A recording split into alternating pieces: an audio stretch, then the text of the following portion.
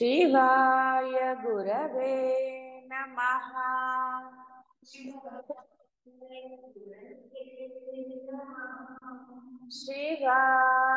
गुरवे नमः।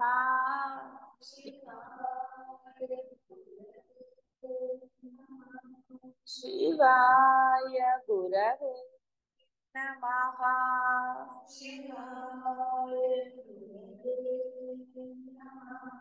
शिवाय गुरवे नमः।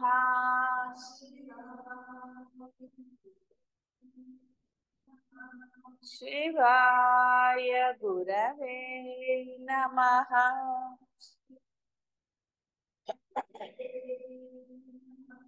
शिवाय गुरवे नमः।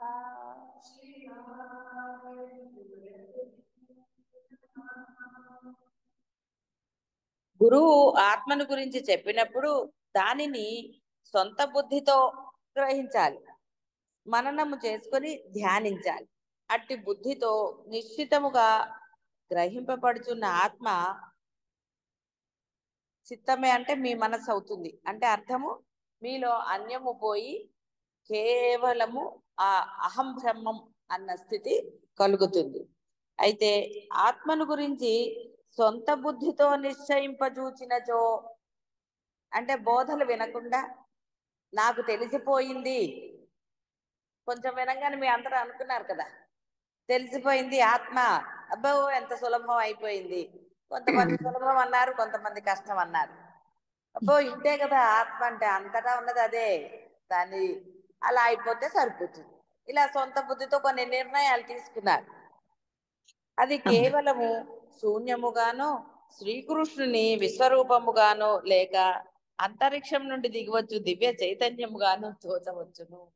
అంటే ఒక దానిని ఆపాదించుకుంటారు. అప్పుడు ఒక రూపంగాను ఏదో ఒకటి, సినిమాల్లో చూసినట్టు ఒక జ్యోతి కిందకి రావటం, ఒక జ్యోతి పైకి వెళ్ళటం, ఇలాంటివన్నీ ఊహించుకుంటారు. సొంత నిర్ణయాలంటే అలా ఉంటాయి. ఇంతకుముందు అదే కదా సొంత నిర్ణయాలంటే. మోక్షము అంటే ఒక జ్యోతి పైకి వెళ్ళటం, అంతే తప్ప వేరే తెలీదు. ఆ విధంగా ఏవో భావనలు ఉంటాయి. కాబట్టి తన్ను తాను తెలుసుకొనుట ఒక జ్ఞానమా, వాడు బ్రహ్మమా, ఇలాంటి సంశయాలు కలిగాయో లేదో మీకే కదా. ఆ అవుతారా అది వేరు అనుకున్నారు, కానీ తను తాను తెలుసుకోవటం అన్న ఇది రాలేదు. అంటే ఒకటే ఈ వర్డే రావాలని ఏమున్నది. కాకపోతే అయ్యో ఇంత సంసారాన్ని వదిలేసి నేను బ్రహ్మం అయిపోతే సంసారం ఎట్లాగా అనుకున్నా. నేను లేకపోతే ఇల్లు గడవదు కదా. అంటే నేను లేండి అసలు అయ్యో మా వాళ్ళు అన్నమే తినరండి, ఇలా రకరకాల అభిప్రాయాలతో ఉన్నారు. ఎన్నో దృఢమైన అభిప్రాయాలు, అవన్నీ ఇప్పుడు పాపం ఇదైపోయాయి కదా. ఎంత దృఢమైన అభిప్రాయాలన్నీ అవన్నీ వేస్ట్ అని అర్థమైపోయింది.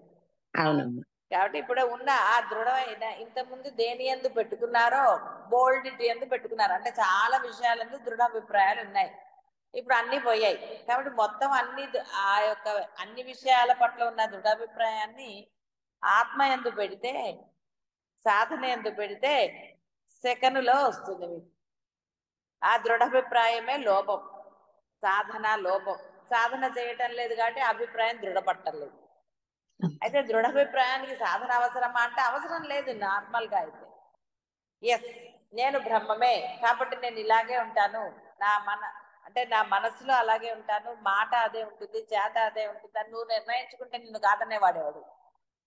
అలా నిర్ణయించుకోక విషయాల పట్ల శ్రద్ధ పెడుతున్నారు కాబట్టి అవటం ఇక్కడ శ్రద్ధ. అందుకని విషయాల పట్ల వైరాగ్యం కోసం ఆ యొక్క సాధన చేయవలసి వస్తాం. మీరు అదే అయి ఉన్నారు కాబట్టి దృఢమైన విశ్వాసం మీలో ఉన్నప్పుడు ఇక అసలు ఏది చేయవలసిన అవసరమే లేదు. ఎలా చెయ్యాలో ఒక పద్ధతి తెలిసిన తరువాత వాడు ఇంకా పుస్తకాలు రిఫర్ చేయక్కర్లా. దాని మీద గ్రిప్ వచ్చిందంట. ఆ గ్రిప్ వచ్చిన తర్వాత వాడే ఎక్స్ప్లెయిన్ చేస్తాడు ఎవరెవరికి ఏమిటి అనేది. అంతేగాని ఇంకా వేరే అవసరమే రాదు. కానీ ఇక్కడ మనకి ఏమైందంటే ఒక విషయంలో మీ అందరికి ఆ యొక్క ఆత్మయందు అనండి, ఆ యొక్క బోధయందు అనండి, గురువు చెప్పబడిన విషయమందు, వీటి యందు అంటే ఏదైతే అత్యంత ఆవశ్యకమో ఈ మానవ జన్మ సార్థకత ఏర్పడడానికి ఉన్నది ఒకటే ఒకటి, ఇది ఇంకా అన్యం లేనే లేవు. మీరు ఎన్ని సేవలు చెయ్యండి, ఎన్ని దాన ధర్మాలు చెయ్యండి, ఏది చెయ్యండి, మీ యొక్క జన్మ ధన్యం అవదు. కేవలము వాచా వేదాంతుల్లాగా వాడి జీవితం ధన్యమైంది అన్నారు, అంతేగాని ధన్యము అవ్వలేదు, వాడికి జన్మలు తప్పలేదు. మీరు అంటే ఎన్ని పుణ్యాలు చేసినా ఏమి చేసినా మీకు జన్మ తప్పటం లేదు. కేవలము మిమ్మల్ని మీరు తెలుసుకోవటం అంటే ఆత్మను తెలుసుకోవటం వల్లనే మీ యొక్క జన్మ సార్థకత. ఎందువలన కృష్ణ పరమాత్మ ముందే చెప్పాడు, నన్ను గురించి తెలిసిన వాడే పండితుడు తప్ప ఈ శాస్త్రాలు తెలిసిన వాడు పండితుడు కాదు అన్నాడు. మరి అక్కడే అర్థమైంది కదా, శాస్త్రాలు తెలిసి దాన ధర్మాలు చేస్తే అంటే వాడికి మనసులో ఎక్కడో ఏదో పొందవచ్చు అని. కానీ ఇక్కడ కర్తవ్యములు అని మీరు అనుకున్నవన్నీ కూడా మీకు బాధ కలిగించాయి. అంటే మీరు అనుకుంటారు కదా, ఇది నా కర్తవ్యం, అది కర్తవ్యం, కొడుకుగా, భర్తగా, అన్నగా, తమ్ముడుగా, భార్యగా, ఇలా రకరకాలుగా మీకు మీరు కర్తవ్యాలను విధించుకున్నారు. నిజం పడితే మీకు లేవు కర్తవ్యాలు, ధర్మం మాత్రమే ఉన్నది. రాముల వారు కూడా కర్తవ్యం చేయలే, ధర్మం చేశాడు. భరతుడు వచ్చి, అన్నా తండ్రి లేడు, నాకు ఈ రాజ్యం నేను ఇప్పుడు నీకు సమర్పించేస్తాను, నాకు అక్కర్లేదు కాబట్టి నువ్వు వచ్చి ఇది చేసుకోవచ్చు అని చెప్తే తమ్ముడికి ధర్మాన్ని బోధించాడు. అంతే తప్ప అక్కడ అవునరా నువ్వు చెప్పింది కరెక్టే, నేను కూడా పెద్దవాడిని, కర్తవ్యం కదా అని వెనక్కి రాలే. అసలు కర్తవ్యం వైపుకు వెళ్ళలేదు. అన్నగా మీ ధర్మము అంటే తమ్ముడి చేత కూడా అధర్మం చేయించకుండా అప్పుడు అనుగ్రహం అడిగాడు. సరే అయితే నీ పాదుకలు నాకు ఇవ్వవయ్యా, నేను అవే పెట్టి రాజ్యం చేస్తాను, నేను మటుకు చేసుకోలేను అని తమ్ముడి ధర్మంగా అతను చెప్పాడు. అంటే ధర్మం ఎంత బాగా జరిగిందో అది మనం గ్రహించవలసిన విషయం. అంతేగాని అక్కడ అన్నగా అలా చేశాడు, తమ్ముడిని ఇది చేశాడు, లేదా తమ్ముడు ఇలా ఉన్నాడు, ఇంకేవేవో పెట్టుకుని మనము కర్తవ్యాల జోలికి వెళ్ళరాదు. ఎందుకంటే ఆ కర్తవ్యం మిమ్మల్ని ఊబిలోకి దింపుతోంది తప్ప ప్రయోజనం లేదు. ఎందుకంటే మీ కర్తవ్యం అవతల వాళ్ళని సోమరిపోతుల్ని చేస్తుందా, ఇంకోటి చేస్తుందా, ఏం చేస్తుంది. కాబట్టి అనవసరమైన ఇప్పుడు అందుకని అపాత్రదానం అన్నారు. కాబట్టి మీరు ధనాన్ని అయ్యో వాళ్ళకి లేదు కదా అని మీరు సహాయం చేయటం వల్ల ఏం జరుగుతున్నాయన్నది చెప్పక్కర్లా, మీకే అనుభవం. కాబట్టి అపాత్రదానం అనేది కూడా శాస్త్రంలోనే చెప్పబడింది. అది కూడా కర్తవ్యం అనుకునో లేకపోతే కీర్తి ఆశించే ఏది చేస్తున్నాము అనేది చేసే వాళ్ళకే తెలుస్తుంది. కాబట్టి మన దగ్గర ధనం ఉన్నది కదానో లేకపోతే జ్ఞానం తెలుసు కదానో ఏదో ఒకటి మన దగ్గర ఏది ఉంటే అది దాన్ని చేసేద్దామన్న ఉత్సుకత ఉండరాదు. అది నేనుకు సంబంధించేది. నేను ఉత్సాహపడుతూ ఉంటుంది, దానికి కీర్తి ప్రతిష్టలు కావాలి, పొగిడే వాళ్ళు కావాలి, పొగుడుతుంటే ఆనందం. ఆ నేను దానికి తెలిసినవన్నీ చెప్పాలని తాపత్రయపడుతూ ఉంటుంది, లౌకికం. కాబట్టి అవన్నీ ఎప్పుడైతే మనకి ఆ లౌకికం పట్ల ఒక ఇష్టం ఏర్పడింది అనుకోండి, ఇష్టం అంటే అర్థమైంది కదా, ఆ దాంతో ఉంటే లౌకికమే నచ్చుతుంది తప్ప అద్వైతం నచ్చదు. అందులోని కష్టాలు, అందులోని సుఖాలు, లేదా అందులో అవే నచ్చుతూ ఉంటాయి మనసుకి. అవి బాధ అయినా అది ఇష్టమే అవుతుంది. ఎందువల్ల వాడి మనసు అక్కడే ఉంది తప్ప అద్వైతం వైపుకి రాలేదు. ఎందుకంటే వాడు నేనుతోనే వ్యవహరిస్తున్నారు కాబట్టి. కాబట్టి ఇక్కడ అందరూ కూడా సత్సంగం వాళ్ళు అంటే ఎవరు సత్సంగంలో వాళ్ళు అంటే సత్యమున గురించి ఎవరికైతే దృఢంగా పొందాలన్న నిర్ణయం తీసుకున్న వాళ్ళు అనండి, ఏదన్నా అనండి దాన్ని.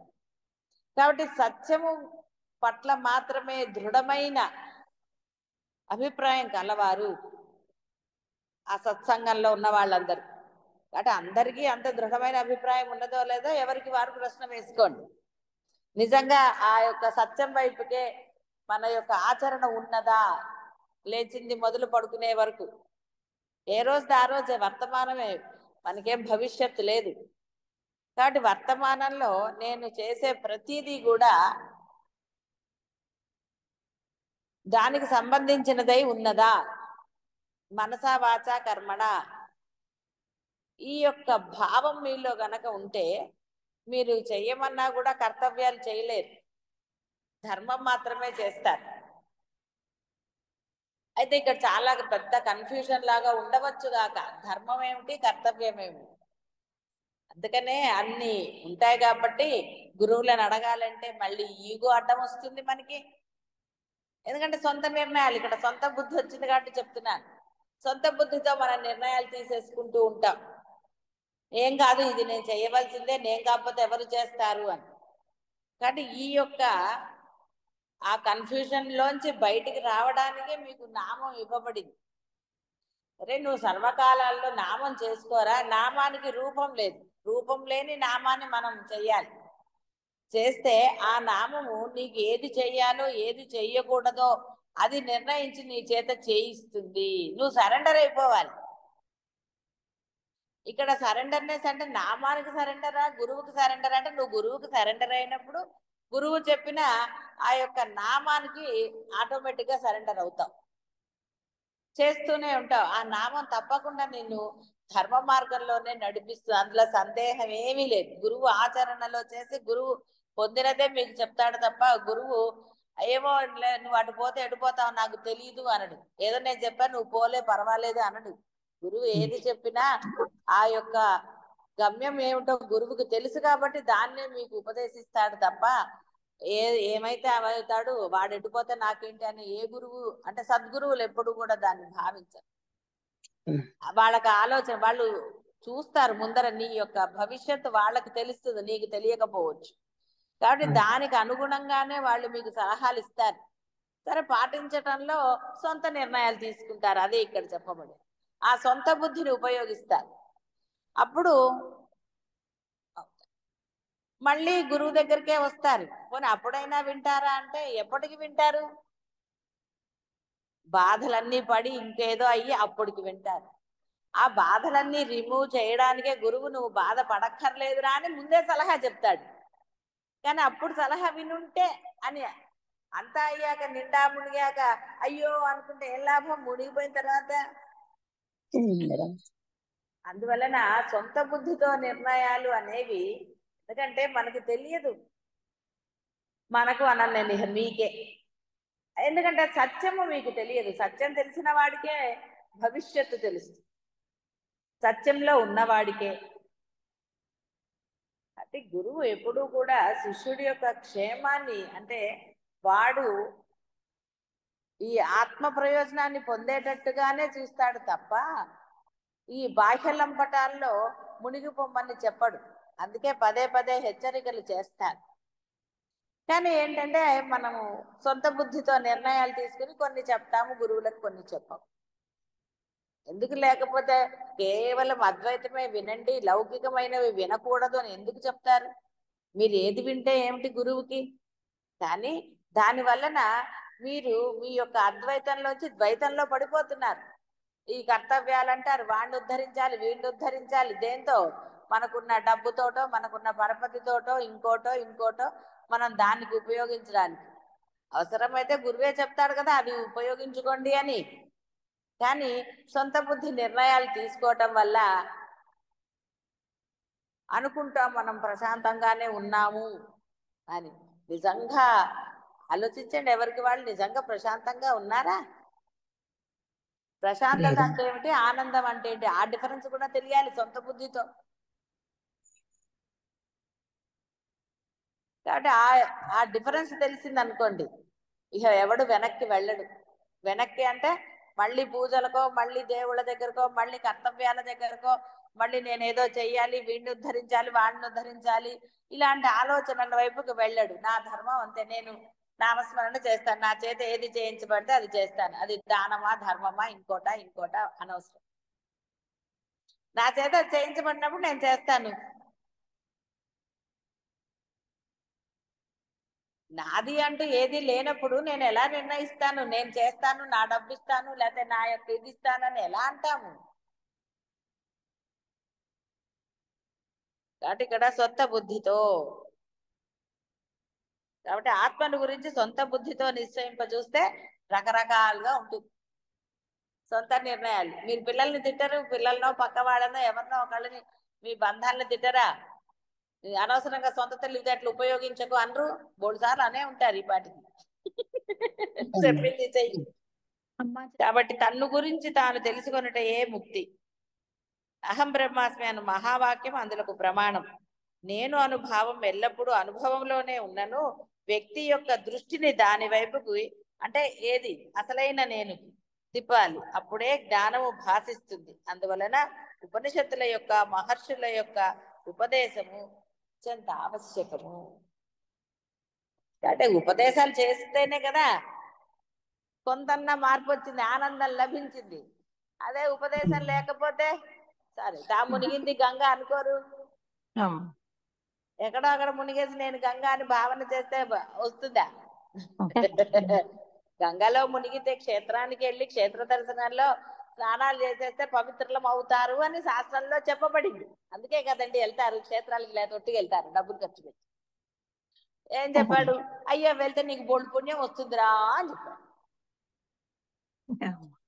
కానీ కింద చూడండి అడ్వర్టైజ్మెంట్ లో లాగా కండిషన్స్ అప్లై అన్నది మనం చదవం. ఎలా చేయాలి స్నానం, ఎలా దర్శనం చేయాలి, ఇవి మనకి తెలీదు. తెలియకుండా అక్కడికి వెళ్ళి ఏం చేస్తారండి? మళ్ళీ చెప్పొద్దు కదా, ఏం చేస్తాం అక్కడికి వెళ్ళి?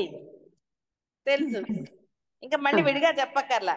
మరి అది చేస్తే మీలో పుణ్యం ఎందుకు వస్తుందండి? ఇంకొంచెం పాపం వస్తుంది. కానీ అదే శాస్త్రంలో చెప్పాడు, ఒరేయ్ నువ్వు నీ ఊర్లో చేసిన పాపానికి పోనీ ఒక 10% నీకు దోషం కలిగితే, అదే నువ్వు క్షేత్రానికి వెళ్ళి చేస్తే 100% వేస్తాడ్రా అంటాడు. అది చదవలేం మనం. అక్కడికి వెళ్ళి చేయకూడనివన్నీ చేసామనుకోండి, ఏమొచ్చిందండి ఇప్పుడు వెళ్ళినప్పుడు?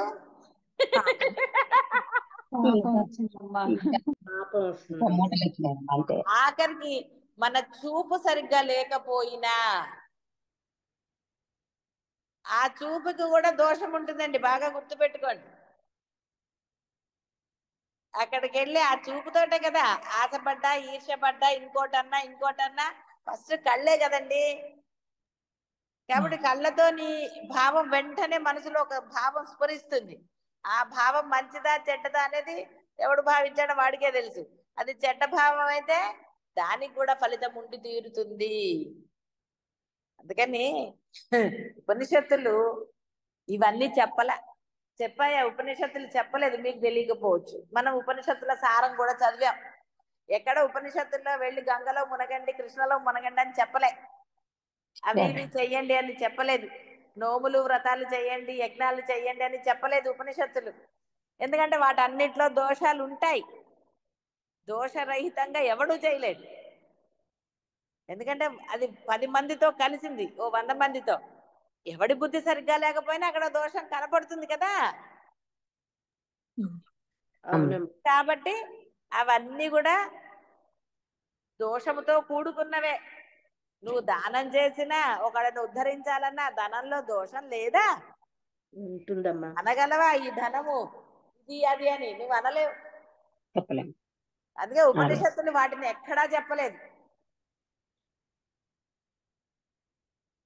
కేవలం ఇదే చెప్పింది ఉపనిషత్తు. వేదములో ప్రతిపాదించింది కూడా ఆత్మని గురించే. లేకపోతే కృష్ణుడికి అవతారం అయితే ఎందుకండి పాప అన్ని గంటలు నిల్చుని ఆత్మబోధ చేయటం పని పాటలేక? దాని బదులు హాయిగా ఎవరే దాన ధర్మాలు చేయరా, ఈ క్షేత్రం గొప్పది ఆ క్షేత్రం గొప్పది అని చెప్పేవాడు కదా. ఎందుకు చెప్పాడు ఆయన? ఇన్ని గీతలు ఎందుకు వచ్చాయి? మనకున్న ఒక్క గీత జరపడానికి ఇన్ని గీతలు వచ్చాయి. ఒక్క గీత నీకు నువ్వు చెరుపుకోవడానికి. ఆ గీత జరిగిపోతే నీకు జన్మలు లేవు. అందుకని ఏదో ఒక గీతన నీకు ఇదవ్వకపోతుందా అని ఇంతమంది గీతలు చెప్పారు. ఏది ఉన్నది ఒక్క గీత మన దగ్గర.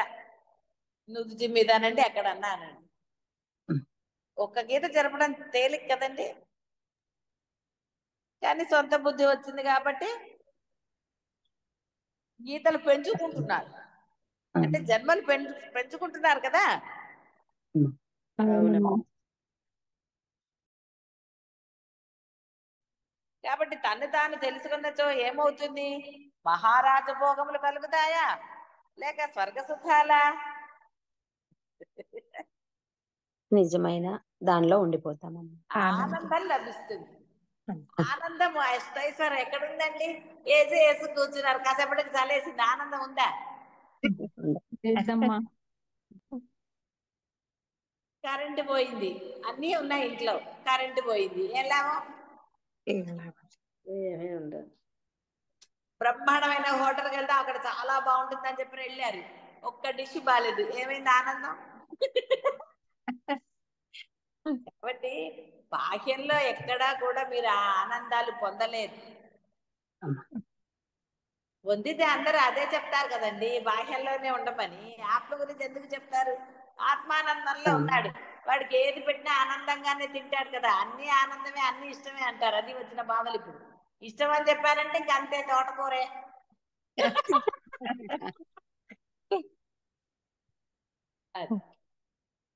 ఏదో క్యాజువల్ గా అన్నారు కదా అని కట్టలు కట్టలు తోటకూర చేస్తే ఎలాగా? చేయకూడదు కదా. ఎప్పుడు అదే అయితే విరక్తి రాదు పాపం. విరక్తి ఉన్న వాళ్ళకు కూడా విరక్తి వచ్చేటట్టుగా అలా చేయకూడదు కదా.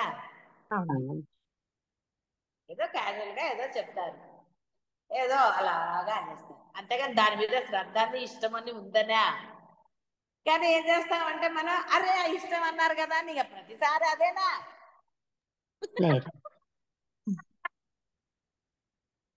అది పాపం తోటకూర తెస్తే అప్పుడు ఆయనకు అర్థమైంది, ఇదేమిటి ఇన్ని కట్టలు తోటకూర ఎక్కడి నుంచి వచ్చింది.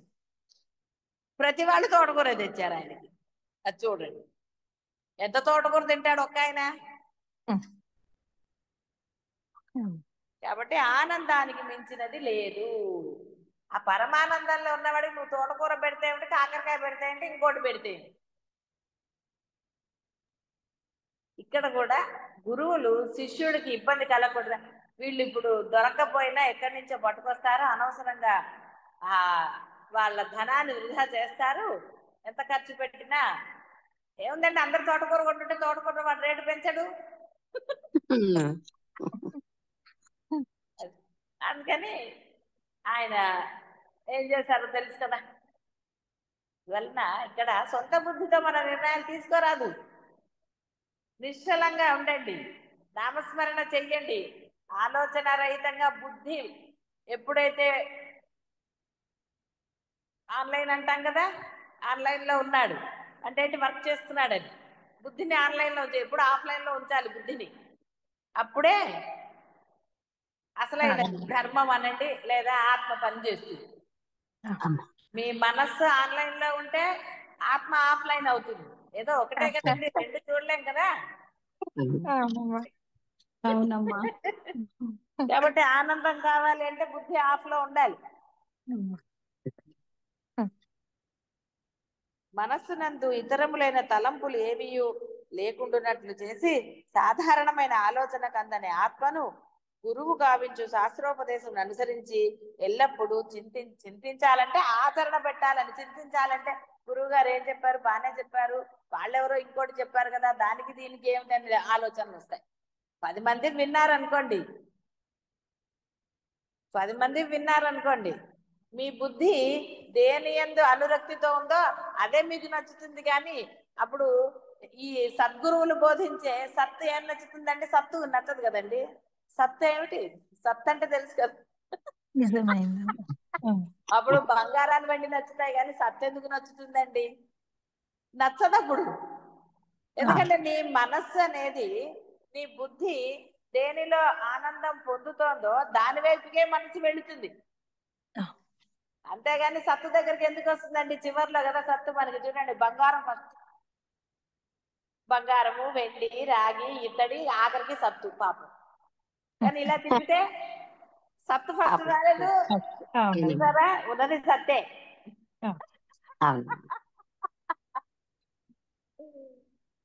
అది కాబట్టి ఎల్లప్పుడూ చింతించాలి అంటే అర్థం ఏంటి అంటే ఆచరించాలి. ఏది అసలైనదో సర్వశ్రేష్టమైనదేదో దాన్ని వదిలేసుకుని నశించే వాటి పట్ల చేస్తే నువ్వు నశిస్తావు కదా. అదేదో అంటారు చూసారా, గుర్రతోక కాదు కుక్కతోక పట్టుకుని ఈ నదిని ఈదగలరా? దాంతో పాటు మీరు కొట్టుకుపోతారు. అవునమ్మా. అలా చేయకూడదు. ఇప్పుడు మనం బాహ్యమైనవన్నీ కూడా మీ కర్తవ్యాలనండి, మీ దాన ధర్మాలనండి, ఇంకోటనండి అంటే మీ బుద్ధితో మీరు నిర్ణయించుకున్నవన్నీ అట్లాంటివే కొట్టుకుపోతారు. కొట్టుకుపోలేదా ఇన్నాళ్ళు? ఎక్కడైనా ఆనందం లభించిందండి? సహాయం చేశారు, వాడు మెచ్చుకోకపోతే ఎంత బాధ అండి. దొంగగా విడిపించి చేస్తే వాడు మెచ్చుకోవాలి. నేను కూడా అసలు ఇంత ఇచ్చానంటే అసలు నేను వాడికి ఎంతసేపు వాడు ఎంత ఇచ్చాడు ఏం చేశాడు ఇవే ఉంటాయి లిస్టులో. అదే మన చేత చేయించాలనుకోండి, ఆయన చేయించాడు అనుకుందాం బ్రహ్మం, నీ చేత చేయించాడు, అప్పుడు గొడవ ఉంటుందా? ఏదో లేండి అని దాని మీద శ్రద్ధ ఉండదు. లేకపోతే ఎంత గొడవ అండి.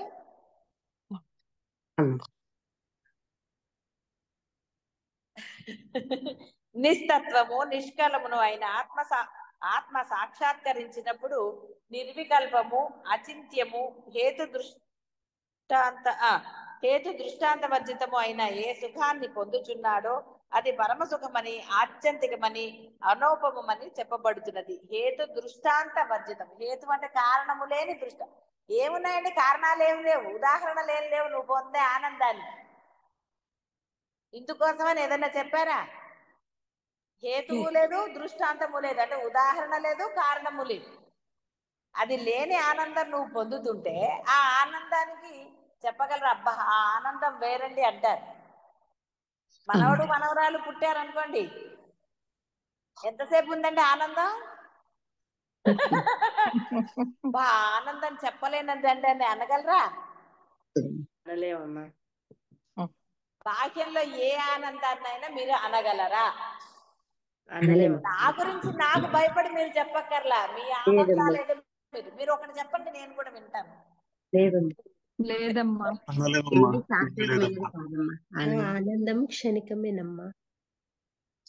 బాహ్యమైన అంటే ఈ వేరే పురాణాల్లో చెప్పినప్పుడు ఆ ఆనందం వేరు అంటారు. అంటే నీ చేసే కర్తవ్య నిర్వహణలో పొందే ఆనందం వేరంటారు. కర్తవ్య నిర్వహణలో ఆనందం ఎక్కడ ఉన్నది? లేదు గురువు గారు, ఉండదు. ఎప్పుడు ఉండదు కర్తవ్య నిర్వహణ. ఆఫీస్ పని చేశారండి, కర్తవ్యం, ఆనందం లభించిందా? లేదు గురువు గారు. బాస్ ఒక మెచ్చుకున్నాడు, అప్పుడు అమ్మయ్య బాస్ మెచ్చుకున్నాడు, ఇంక్రిమెంట్ ఇస్తాడేమో అన్న ఆలోచన వెంటనే వాడు ఇవ్వలేదు అనుకోండి, డౌటే లేదు. బాహ్యమైనవన్నీ అంతే. బ్రహ్మాండమైన కూర ఏదో చేశారనుకోండి, భార్య భర్త, అవతల వాళ్ళు మెచ్చుకోలేదు అనుకోండి, ఏమైందండి? ఇది ఎన్ని రకాలండి. కాబట్టి కర్తవ్యాలన్నీ ఇలాగే ఉంటాయి. కాబట్టి హేతు దృష్టాంతములు లేనిది ఎప్పుడు ఆనందాన్ని ఇస్తుంది. నా ధర్మం నేను చేశాను అని అనుకున్నారు అనుకోండి, భార్య భర్త ఏది, వాడు ఆనందంగానే ఉంటాడు. ఎందుకంటే ఆశించలేదు కదా, వాళ్ళు పెంచుకోవాలని కానీ ఇంకోటి అని కానీ. డైమండ్ నెక్లెస్ కొనిస్తే మటుకు ఏంటండి, కొనిచ్చినప్పుడు అబ్బా అంటారు, వెంటనే 2 నిమిషాల తర్వాత నన్ను తీసుకెళ్ళి ఉంటే బాగుండేది కదా అంటారు, లేకపోతే ఇంకొక 1,00,000 పెట్టుంటే వేరేది వచ్చేది కదా అంటారు. మనసులో అనుకుంటారు, అనకపోయినా ఏదో ఉంటుంది కదా. అది ఇంకా బాగుంది కానీ ఏం చేస్తాము, లిమిట్ ఉంది ఇంతే అని అనుకోరు. సహజ లక్షణం మనిషిది అది. కర్తవ్యాలు ఇలాంటివన్నీ ఉన్నప్పుడు అవన్నీ అలాగే ఉంటాయి. ఆ తర్వాత ఒక 5-6 ఏళ్ల తర్వాత ఆ నెక్లెస్ నచ్చుతుందా? కొత్త మోడల్స్ వచ్చాక అట్లా ఉండదు గురుగారు, మారిపోతూ ఉంటుంది, కొత్త కోరికలు వస్తూ ఉంటాయి. కాబట్టి మళ్ళీ ఏదో కావాలనిపిస్తుంది. బాహ్యమైనదంతా ఇలాగే ఉంటుంది. అదే నచ్చుతుందా చెప్పండి? గురుగారు.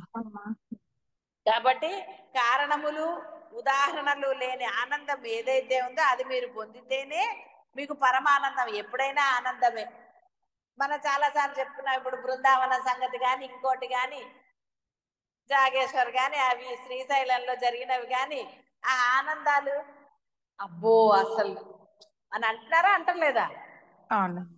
ఉంటుంది గురుగారు. మీకు పొందిన వాళ్ళు అంటున్నారు కదా, అబ్బా అవునండి. ఆనందం వేరండి అసలు ఆత్మ అంత ముందు అదే. అంటే ఆ ఆనందం మీకు తలుచుకున్నా కూడా ఇప్పుడు కూడా ఆనందం వస్తుంది. అవునమ్మా. అవునమ్మా. అదే మనవడు పుట్టిన క్షణాన్ని మళ్ళీ తలుచుకుంటే ఆనందం వచ్చిందా? అబ్బో రాత్రంతా మెలుగుతూ ఉన్నాం ఎప్పుడవుతుందో అని ఆ డాక్టర్లు చెప్పరు, లోపలికి రానివ్వరు. అవును గురుగారు. ఆనందం గుర్తొచ్చిందా? బాహ్యమైనవన్నీ అంతే. అవును. పెళ్లి చాలా బాగా చేశారట కదా అంటే, ఎందుకు చెయ్యము? హ్మ్. మళ్ళీ లిస్ట్ ఏది ఉంటుందండి? అలా అలా కష్టం. ప్రతిదానికి మనము కారణాలు ఇవన్నీ పెట్టుకున్నా కూడా ఆనందం గురించి చెప్పరు మీరెవరు కూడా. ఆనందం గురించి చెప్పారండి? ఎక్కడ చెప్పారండి? లేదమ్మా. అంతా చేసి చివరికి అప్పగింతలప్పుడు ఏడుస్తారు. ఎందుకు ఏడుస్తున్నారు?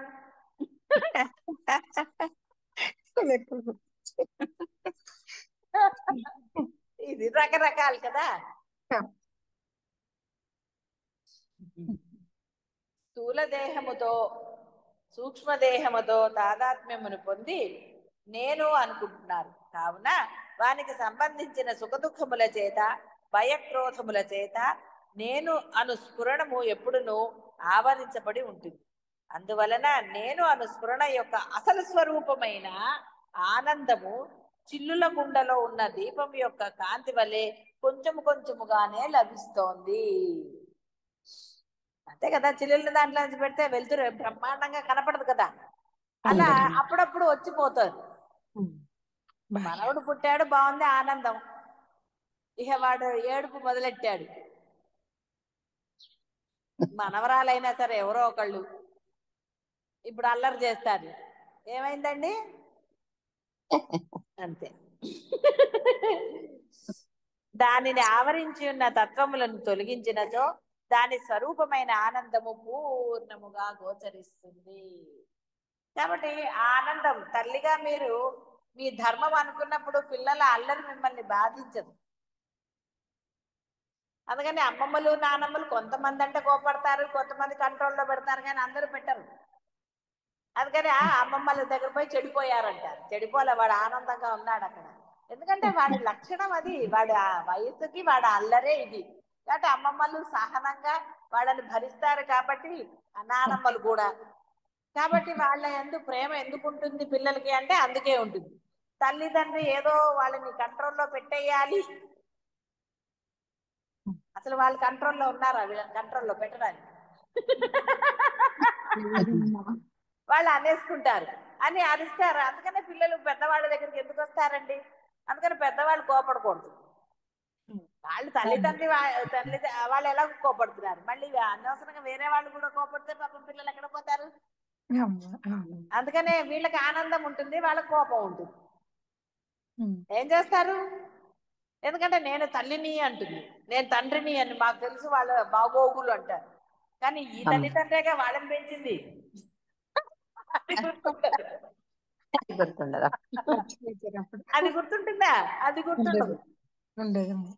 వీళ్ళే కదా మనని పెంచారు, మనం ఇప్పుడు ఇంత శుభ్రంగా ఉన్నాము అన్నది బుర్రలో వస్తున్నప్పుడు వాళ్ళకి రాదు. అమ్మ నీకేం తెలీదు, నువ్వు ఊరుకో, వాడిని అజ్జయ్యకు ఇజ్జయ్యకు నాన్న అంటారు. ఏదో చెప్తారు కదా, మీ వల్లే వీళ్ళు ఇలా మొండిగా తయారయ్యారు అని అంటారు. మరి వీళ్ళు ఎందుకు అవ్వలేదు? సరే, ఇది చర్విత చరణం లాగా అలా ఉంటుంది. అంటే ఆనందము అంటే మన యొక్క ధర్మం ఏమిటి, వాడి యొక్క సహజ లక్షణాన్ని నువ్వు యాక్సెప్ట్ చేసినప్పుడు, నువ్వు ధర్మంగా ఉన్నప్పుడు నీకు ఆనందం లభిస్తుంది తప్ప వేరేది లభించదు. ఎప్పుడైతే తల్లిగా కర్తవ్యం, నేను వాడిని కంట్రోల్లో పెట్టాలి, నేను అలసిపోయాను, ఇప్పుడు నేను వీటిని చూడలేను, ఇలాంటి ఏమన్నా భావాలన్నీ కూడా నేనువి, దొంగ నేనువి కదా. అసలు నేను ఎందుకు అలా అంటుందండి ఆత్మ అనదు, ఆనందంగానే ఉంటుంది. వల్ల తల్లిగా మీరందరూ పిల్లల గురించి అన్నప్పుడు, తండ్రి అయినా సరే మీరు ధర్మంగా, ఇది నా ధర్మము, నేను వీళ్ళని పరమాత్మ నాకు ఇచ్చాడు కాబట్టి వీళ్ళు పరమాత్మ స్వరూపులే అన్న భావనతో కనుక మీరు వారిని లాలించినా పాలించినా ఆనందం లభిస్తుంది. లేకపోతే ఎలా లభిస్తుంది? కాబట్టి ఎవరిని చూసినా ఆనందం అనిపిస్తుంది. అప్పుడు చిన్నపిల్లలు పరమాత్మ స్వరూపము దైవ స్వరూపాలను ఎందుకన్నారు? వాడికి అపరిశుభ్రం తెలియదు కాబట్టి, వాడికి ఏమంటాడో వాడికి తెలియదు, దాని భావం వాడికి తెలియదు. వాడు అల్లరి వాడు చేస్తాడు, వాడికి ఎలా తోస్తుందో అలా చేస్తూ ఉంటాడు వాడు. కాబట్టి నీకు ఇష్టమైనప్పుడు ముచ్చట, ఇష్టం లేనప్పుడు అంటే కష్టం. అహంకారము, బుద్ధి, సూక్ష్మభూతములు, స్థూలభూతములు, కర్మేంద్రియాలు, జ్ఞానేంద్రియాలు, మనస్సు, అవ్యక్తమనున్నవి తత్వములు. ఇవి స్థూల సూక్ష్మ శరీరముల రూపమున ఆత్మను ఆవరించి ఉన్నాయి. గాఢ నిద్రలో స్థూల శరీరము లేదు, స్వాప్నికమైన సూక్ష్మ శరీరము కూడా లేదు అని గాఢముగా భావించుచున్నచో ఈ శరీరములకు సంబంధించిన తత్వముల ఆవరణ నుండి నేను అన్న స్ఫురణ బయటపడుతుంది. అంటే బయటకు వచ్చేస్తుంది. ఇవన్నీ కాదు నేను, అసలు నేను అప్పుడు వస్తుంది. అందుకే అప్పుడు ఆనందంగా ఉన్నారు. దొంగ నేనుతో ఉన్నప్పుడు పొద్దునంతా పగలంతా వ్యవహారాలు చేస్తున్నప్పుడు అంతా కలదే. గాఢ నిద్రపోయినప్పుడు అసలు నేను వచ్చింది. అప్పటి వరకు దొంగ నేనుంది, అసలు నేను ఉంది కాబట్టి అప్పుడు పరమ ప్రశాంతత, ఆనందంగా, అబ్బా ఎంత హాయిగా, రిలాక్స్ అయ్యాను అంటారు కదా, అప్పుడు అది నిస్తత్వము అవుతుంది. తత్వముల ఆవరణ తొలగినంతనే శరీరముల చేత ఏర్పడిన విభాగములు కూడా తొలగిపోవు. మన యందును సకల ప్రాణుల యందును జగత్తునందు అంతటను ఆత్మయే వ్యాపించి ఉన్నను అచేతనములలో, జంతువులలో, మనుష్యులలో, దేవతలలో ఎన్నో భేదములతో దానిని గుర్తిస్తున్నాం. ఈ భేదములే కళలు. మనలో ఉన్న ఆత్మ దేహములు లేనిదిగా, తత్వములు లేనిదిగా ఎప్పుడు గోచరించునో అప్పుడే సకల ప్రాణులలో, సర్వ జగత్తులోను అది నిష్కలముగా, అనగా ఏ భేదములకు సంబంధింపనిదిగా, అఖండముగా, ఆనంద రూపముగా గోచరిస్తుంది. కాబట్టి ఎప్పుడైతే నీలో ఈ అహంకారాలు, అంటే ఈ దొంగ నేను నిష్క్రమించింది అనుకోండి, ఆలోచనలు లేవు, బుద్ధి భేదం లేదు, ఏది లేదు, మనసా వాచ కర్మణ ఆత్మగా ఉంటే, ఆచరణ అదే అయితే, అంటే మనసుతోటి వాక్కుతోటి ఆచరణ అంతా కూడా ఆత్మదే అయినప్పుడు మీకు ఆ పరమానందం లభిస్తుంది. మెలకు వచ్చినంతనే నిద్ర వలన సుఖము అయిపోయింది. అంతే కదా. అబ్బా లేస్తూనే ఏమంటారండి, ఇక తప్పదురా బాబు, బోడు పనులు చేయాలి అనుకుంటారు. లేవగానే అనుకోలేదు, ఇప్పుడంటే అనుకోవటం లేదేమో, కానీ ఇంతకుముందు లేస్తుంటే అమ్మో ఇప్పుడు లేస్తే అన్ని మొదలెట్టాలి, కట్టుకోవాలి, కాసేపు పడుకుందాం అనుకోలే. నిద్రాసుఖమునకు మెలకువ వికల్పము, రాజభోగములను అనుభవించుచున్న వానికి అవి తొలగిపోవట వికల్పము. పాపం చూడండి, ఇళ్లలో ఏసీలు ఉన్నాయి, మరి రమణ సన్నిధికి వస్తే అన్ని రూముల్లో ఏసీలు లేవు కదా, కొంచెం కష్టంగా ఉంటుందా? కాబట్టి లౌకికమైన ప్రతి సుఖమునకు ఏదో ఒక వికల్పం ఉండే తీరుతుంది, ఉండదా? డెఫినెట్ గా ఉంది. లౌకికంలో రెండు, ప్రకృతి వికృతి. చిన్నప్పుడు చదువుకోలేదు తెలుగులో, కానీ నిస్తత్వము, నిష్కలము అయిన ఆత్మ యొక్క ఆనందమునకు వికల్పమే లేదు, అది నిర్వికల్పము. ఆ ఆనందం ముందర మీకు ఏముందండి? ఏదన్నా ఉందా? ఆ ఆనందానికి ఏదైనా అడ్డం వచ్చిందా? రాలేదమ్మా. అమ్మా నమస్కారం. రమణ సన్నిధిలో పొందే ఆనందం, ఇంటి దగ్గర ఆనందంకి తేడా లేదు. చాలా ఉందమ్మా. రమణ సన్నిధిలో అంటే బుద్ధి సరిగ్గా ఉన్నప్పుడల్లా ఆనందమే కదా పొందారు.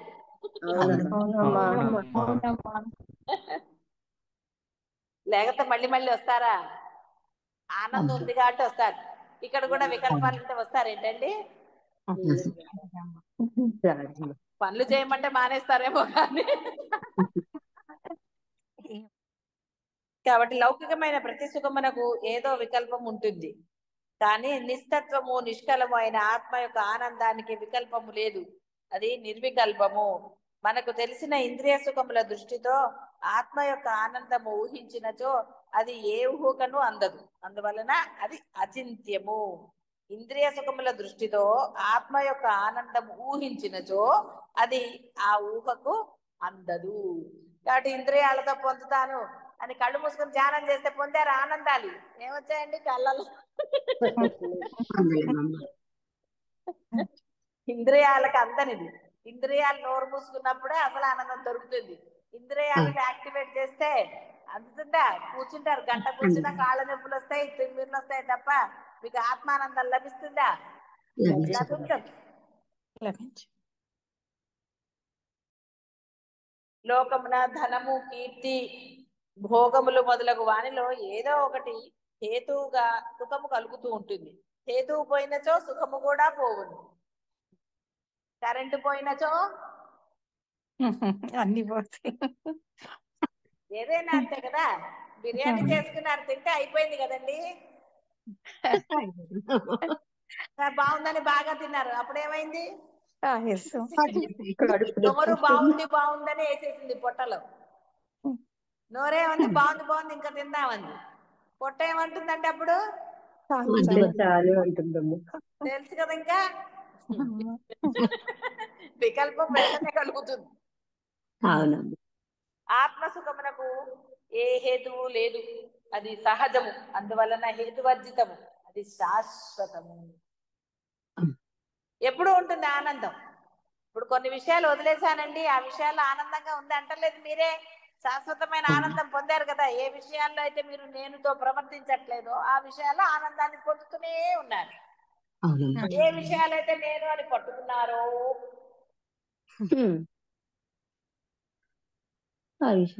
కాబట్టి అది దృష్టాంత వర్జితము. తెలిసిన విషయము దృష్టాంతముగా కొత్త దానిని తెలుసుకుంటాము. రెండింటికి సామ్యము కూడా ఉండాలి. లోకములోని సుఖములన్నీ మనస్సు చేత గ్రహించబడతాయి. ఆత్మ మనస్సునకు అతీతము కావున ఆత్మ సుఖముతో సామ్యం కలిగిన దృష్టాంతముగా చెప్పదగిన లోక సుఖము ఏదీయును లేదు. అందువలన దృష్టాంత వర్జితము. అంటే బాహ్యంలో మీరు ఏది చెప్పినా దానికి ఒక రీజన్ ఉంటుంది. మీరు పొందే ఆనందాలకు కానీ సుఖానికి కానీ దేనికైనా సుఖము ఆనందము ఏది చెప్పినా కూడా రీజన్ ఉంది కదండి. ఏడవడానికి రీజన్ ఉంది, దానికి రీజన్ ఉంది లేదా? దానికి రీజన్ ఉంది కదా.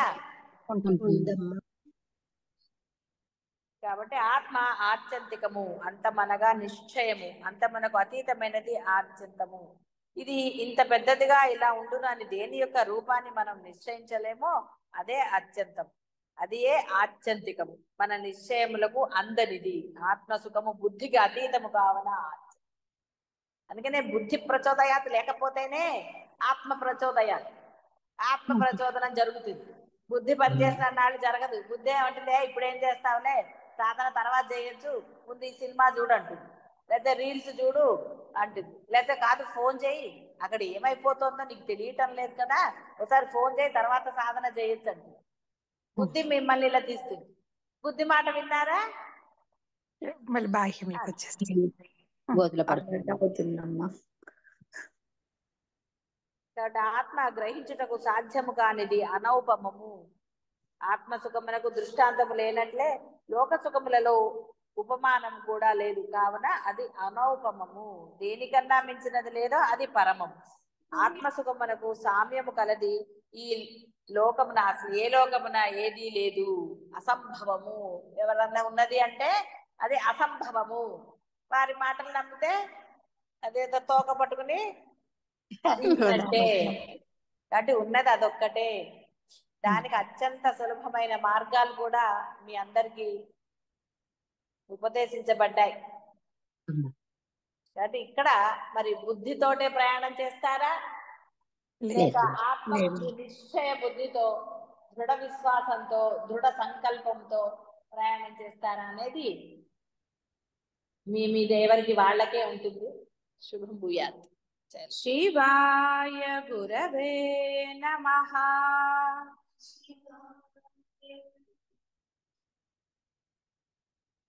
శివాయ గురవే నమః.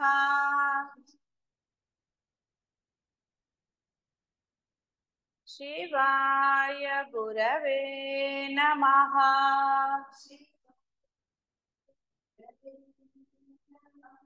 శివాయ గురవే నమః.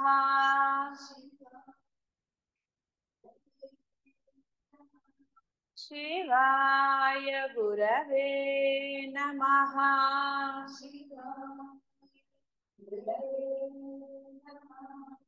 శివాయ గురవే నమః.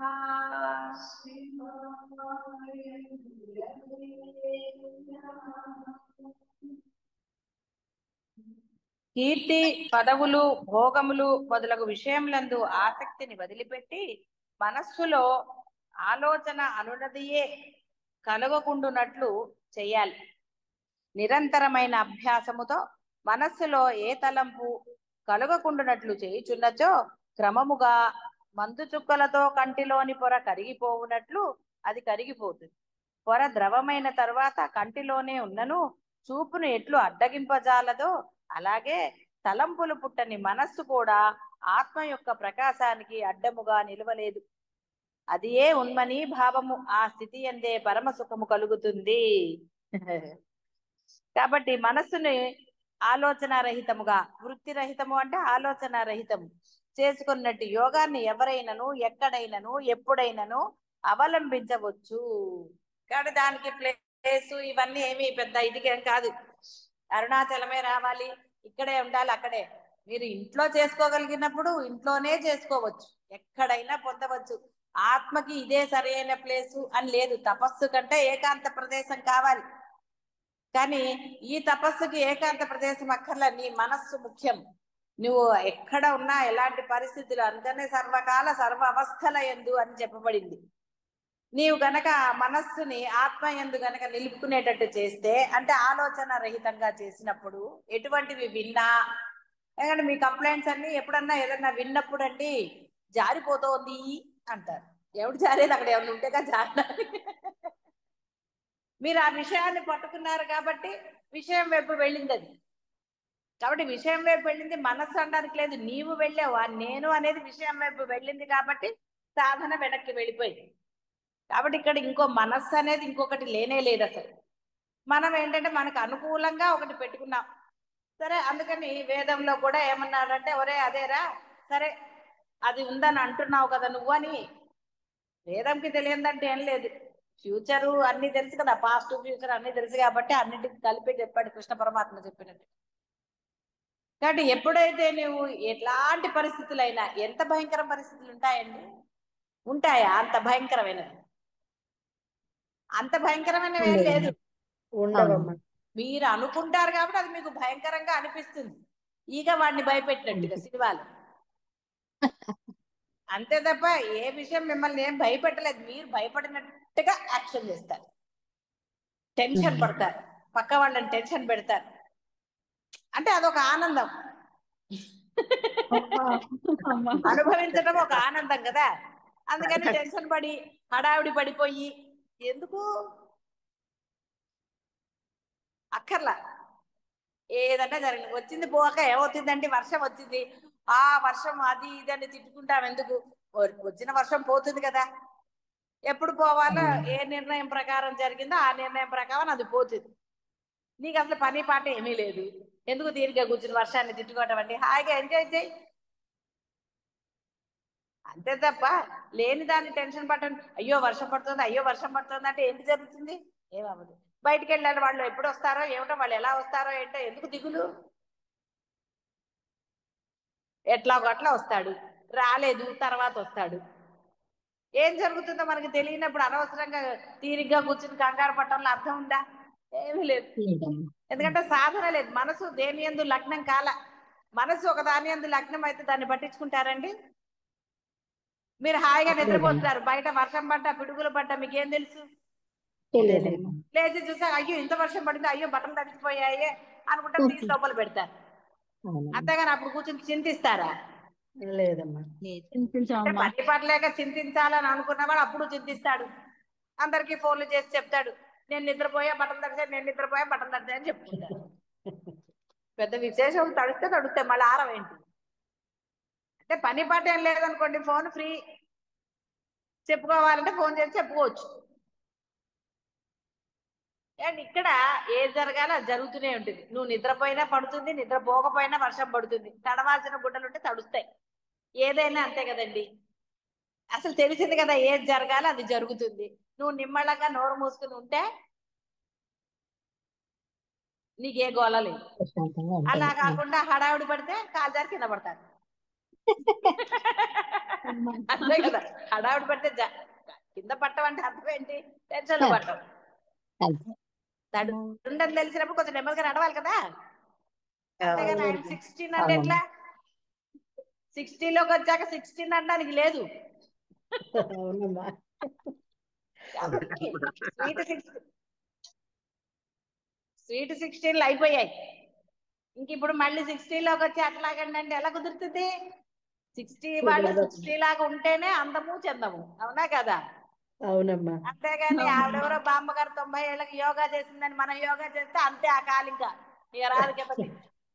ఆవిడ చేస్తూనే ఉంది కానీ 90 ఏళ్ళు వచ్చే వరకు రోజు చేసింది కాబట్టి 90 ఏళ్లలో కూడా చేయగలిగింది. ఆవిడ 90 ఏళ్లలో చేస్తుంది, నాకు 60 ఏళ్ళు నేను చేయలేనని కాలు కానీ ఏమైనా చేశారనుకోండి అంతే. అట్లాంటివి ఏం చేయకండి. అట్లాంటివి ఏమైనా చేస్తారా? ఆవిడెవరో 2 పిల్లలు పుట్టాక డాన్స్ నేర్చుకుందని మీరు డాన్స్ నేర్చుకుంటే ఏం అడ్డో విరుగుతుంది. లేదమ్మా. ఎందుకు చెప్పండి? వాళ్ళు ఎవరో చేశారని మనం చేయకూడదు. మన ఇంట్రెస్ట్ బట్టి మనం చెయ్యాలి. ఇప్పుడు మీకు ఇంట్రెస్ట్ ఆత్మ కలిగింది కాబట్టి ఆత్మ గురించి చెయ్యండి. ఆత్మలో ఏం యోగాసనాలు లేవు, డాన్స్ లేవు, ఏమి లేవు. ఏమైనా ఉన్నాయా? లేవమ్మా. లేవమ్మా. ఏమీ లేవు. ఏదో గురువు గారి దగ్గర పాటలు పాడతారు, గురువు గారు కాబట్టి వింటారు. అమ్మా. మీరు ఎట్లా పాడినా మంచం మించి లేవకుండా చుట్టూ కూర్చుంటారు కదా. అమ్మా. అది కాబట్టి పాటలు పాడుకోవచ్చు. కాబట్టి ఆసక్తి అక్కర్లే, ఏదో నేర్చుకుంటే నేర్చుకోండి. సాధన మానేసి నేర్చుకోకండి. సాధనప్పుడు నిద్ర ఎప్పుడు వస్తుందో అప్పుడు పాటలు పాడటం నేర్చుకోండి. సాధన మానేసి నేర్చుకోవద్దు. వింటున్నారా? సాధన చేస్తూ ఉంటే నిద్ర వస్తుంది కదా, అలాగే అమ్మా. అప్పుడు పాటలు పాడుకోండి, నిద్రపోతుంది. అన్ని దిక్కులలో, స్థలములలో, కాలములలో ఈ యోగాన్ని అభ్యసించుచునే ఉండవలెను. ఇదే సర్వకాల సర్వ అవస్థల యందు అని చెప్పింది. ఎక్కడైనా సరే ఇదే అవలంబిస్తూనే ఉండాలి. ఏ వర్ణము వారైనను, ఏ ఆశ్రమం వారైనను దీనిని అభ్యసించవచ్చు. జ్ఞాన మార్గమున ఏ భేదములు లేవు. బాగా గుర్తుపెట్టుకోండి, ఏమీ లేవు. అసలు అక్కడ నియమ నిష్టలు ఏమీ లేవు, అందరూ సమానమే కదా. అంతేగాని బ్రాహ్మణులో ఆత్మ ఎక్కువ ఉంది, వేరే వాళ్ళలో ఆత్మ తక్కువ ఉందని ఉందా? ఎక్కడా లేదు. అక్కడ ఆయన తన యొక్క శరీర భాగంలోంచి సృష్టించి ఒక్కొక్కరికి ఒక్కొక్క అద్భుతమైన శక్తిని ఇచ్చారు. బ్రాహ్మడికి మంత్రం పలికే శక్తి ఇచ్చాడు, వైశ్యులకు వ్యాపారం చేసే తెలివితేటలు ఇచ్చారు, క్షత్రియుడికి దేశ రక్షణ చేసే శక్తి ఇచ్చాడు. ఏ శక్తికి ఏ శక్తి కంపారిజన్ చేస్తారండి? చేయడానికి లేదు. దాసభక్తికి ఇంకోరిని పెట్టాడు ఆయన. అందరూ అలా ఉండలేరు, అందరూ అలాంటి చేయలేరు. కాబట్టి ఆయన తనలోంచి ఎవరు ఎక్కడ తక్కువ వారు కాదు, కంపారిజన్ చేసుకోవడానికి లేదు. బ్రాహ్మణుడే ఉత్తముడు అని చెప్పడానికి లేదు. ఎందుకు ఉత్తముడు అన్నారు అంటే, ఒరే నువ్వు ఆ మంత్ర ప్రభావం చేత నీ కష్టాలన్నీ పోతాయి కాబట్టి అని అన్నారు. ఆ మంత్ర ప్రభావం ఉంటేనే ఆ బ్రాహ్మణుడి గొప్పతనం. మంత్ర ప్రభావం, నోటి ప్రభావం ఏం లేనివాడు బ్రాహ్మణుడైనా వేరే వాళ్ళైనా అందరూ సమానమే. అర్థమవుతుంది కదా. కాబట్టి పూర్వకాలంలో ఎవరి యొక్క ఆ యొక్క ఆశ్రమ ధర్మాలు వాడు చేసేవాడు. బ్రాహ్మణుడు ఆ యొక్క నియమ నిష్టలతో ఉండేవాడు కాబట్టి అప్పుడు ఉత్తముడు అయ్యాడు. ఎందుకంటే అతని మాట నిజమయ్యేది, అతను చెప్పిన జ్యోతిష్యం నిజమయ్యేది, ఉపాసన బలం ఉండేది. అవన్నీ ఆచరించి చూపించారు. క్షత్రుడైన వాడు దేశాన్ని రక్షించేవాడు ప్రాణాలు అర్పించి. కాబట్టి వాడు దేశ రక్షణకు వెళ్తున్నప్పుడు, యుద్ధానికి వెళ్తున్నప్పుడు ఈ మంత్రముతో అతనికి రక్ష కట్టేవాడు ఆయన. కాబట్టి బ్రాహ్మడు అన్నిటికీ పనికొస్తాడు. వ్యాపారం మొదలు పెట్టాలి, ఒక మంచి ముహూర్తం చూడాలి, ఒక ఇది చేయాలి. కాబట్టి అప్పుడు బ్రాహ్మణుడిని ఆశ్రయించేవాళ్ళు. బ్రాహ్మణులు కూడా అప్పుడు అలాగే ఉండేవాళ్ళు. కాబట్టి ఆ కాలంలో అలా జరిగింది. ఇప్పుడు వర్ణాశ్రమ భేదాలు ఎక్కడున్నాయి? అందరూ అన్ని రకాలు అన్ని చేస్తూనే ఉన్నారు. కాబట్టి ఇక్కడ ఆ యొక్క మనసులో ఎప్పుడు కూడా మనకు ఆ తలంపు ఉండరాదు. నేను గొప్ప, నేను ఉన్నప్పుడు ఇంకా గొప్ప అంటే ఇంకేముందండి? ఆలోచన గోవింద. అందువలన ఇక్కడ ఏ భేదాలు లేవు. చదువుకున్నాము, చదువుకోలేదు, ఇవి కూడా ఏమీ లేవు.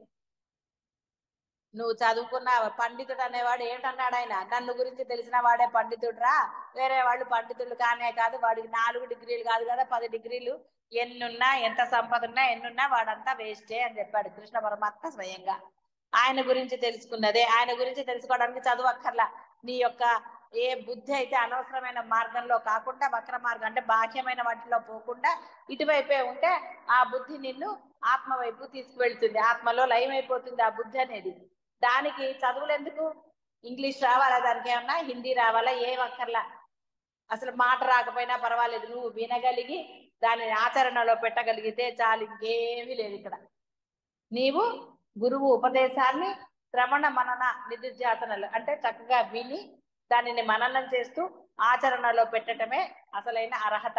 ఇది నువ్వు చేయలేని నాడు అర్హత కోల్పోయావు, అర్హత లేనే లేదు. విన్నావు, కొంచెం అర్హత వచ్చింది, దానిని మననం చేసుకున్నావు, ఇంకొంచెం అర్హత వచ్చింది, ఆచరణలో పెట్టావు, పూర్తి అర్హతతో సర్వకాల సర్వావస్థలు ఎందుకు పెడితే వాడికి పరిపూర్ణత సిద్ధిస్తుంది. అలా కాకుండా విన్నానండి, గుర్తు చేసుకుంటూనే ఉన్నాను, ఆచరణకు వచ్చేసరికి అంటే ఈ రెండు అర్హతలు కూడా వేస్ట్ అయిపోతాయి. బాగా గుర్తుపెట్టు. మనస్సునందు తలంపులు లేకుండా చేసుకొనటనే అమనస్కము అంటారు. ఈ యోగాన్ని అభ్యసించ తలిచిన వారు వీలైనప్పుడల్లా దీనిని, ఇక్కడ వీలైనప్పుడల్లా అన్నారంటే మనం కూడా వీలైనప్పుడల్లా అని కూర్చోడానికి లేదు. మీరు సర్వకాల సర్వావస్థలందు చేస్తేనే ఈ జన్మ అంతమయ్యే లోపల పొందగలుగుతారు. ఇక్కడ ఏంటంటే అక్కడ జన్మల గురించి చెప్పరు కాబట్టి కొంత మనకి శాస్త్రంలో అనండి శ్లోకాల్లో చెప్పినప్పుడు అనువాదంలో కొంత తేడా ఉంటుంది. శ్లోకంలో అలా ఏం చెప్పడు. కాలేషు యోగాభ్యాసో విధీయతే సర్వవర్ణాశ్రమాణాంచ జ్ఞాన భేదో న విద్యతే అంతే చెప్పారు తప్ప ఇక్కడ వీలైనప్పుడు అలా అని చెప్పలేదు. ట్రాన్స్లేషన్ చేసిన వాళ్ళు కొన్ని వర్డ్స్ వాడతారు, మామూలుగానే ముందే చూస్తే చెప్పేదాన్ని కాదు ఆ వర్డ్. కాబట్టి మీరు వీలైనప్పుడల్లా అన్నదాన్నే పట్టుకున్నారు అనుకోండి, జన్మలు ఎత్తాల్సిందే, వేరేదేం లేదు, జన్మలు ఎత్తుతారు అంతే. ఎందుకంటే నాకు తీరుకున్నప్పుడే నేను సాధన చేస్తాను అంటే జరిగింది ఏంటో తెలుస్తుంది కదా. ఇప్పుడు మీరు ఏ స్టేజ్ లో ఉన్నారో మీకు తెలీదు, వీలైనప్పుడు చేశారు కదా. మరి దీక్షలు లేవు, నియమాలు లేవు, సర్వకాల సర్వావస్థలు లేదు కాబట్టే కదా ఇంకా అట్లాగే ఉన్నారు. ఇంకా ఆలోచనలు, ఇంకా బాధలు, ఇంకా మనసు చివుక్కుమనటాలు, బాధపడటాలు, ఏవో అనుకోవటాలు, ఇవన్నీ ఉన్నాయంటే అర్థం ఏంటంటే సాధన లేదనే కదా అది. కాబట్టి అభ్యసించదలిచిన వాళ్ళు సర్వకాల సర్వావస్థల యందు కూడా అభ్యసించాలి. కాబట్టి ఏ దిక్కులో కూర్చున్నాము, ఇది పవిత్ర స్థలమేనా, ఇది విహితమైన కాలమా అని విచారణ అక్కర్లేదు, ఎప్పుడైనాను ఎక్కడైనాను అభ్యసించవచ్చు. కాబట్టి దీనికి ముహూర్తాలు చూడక్కర్లా.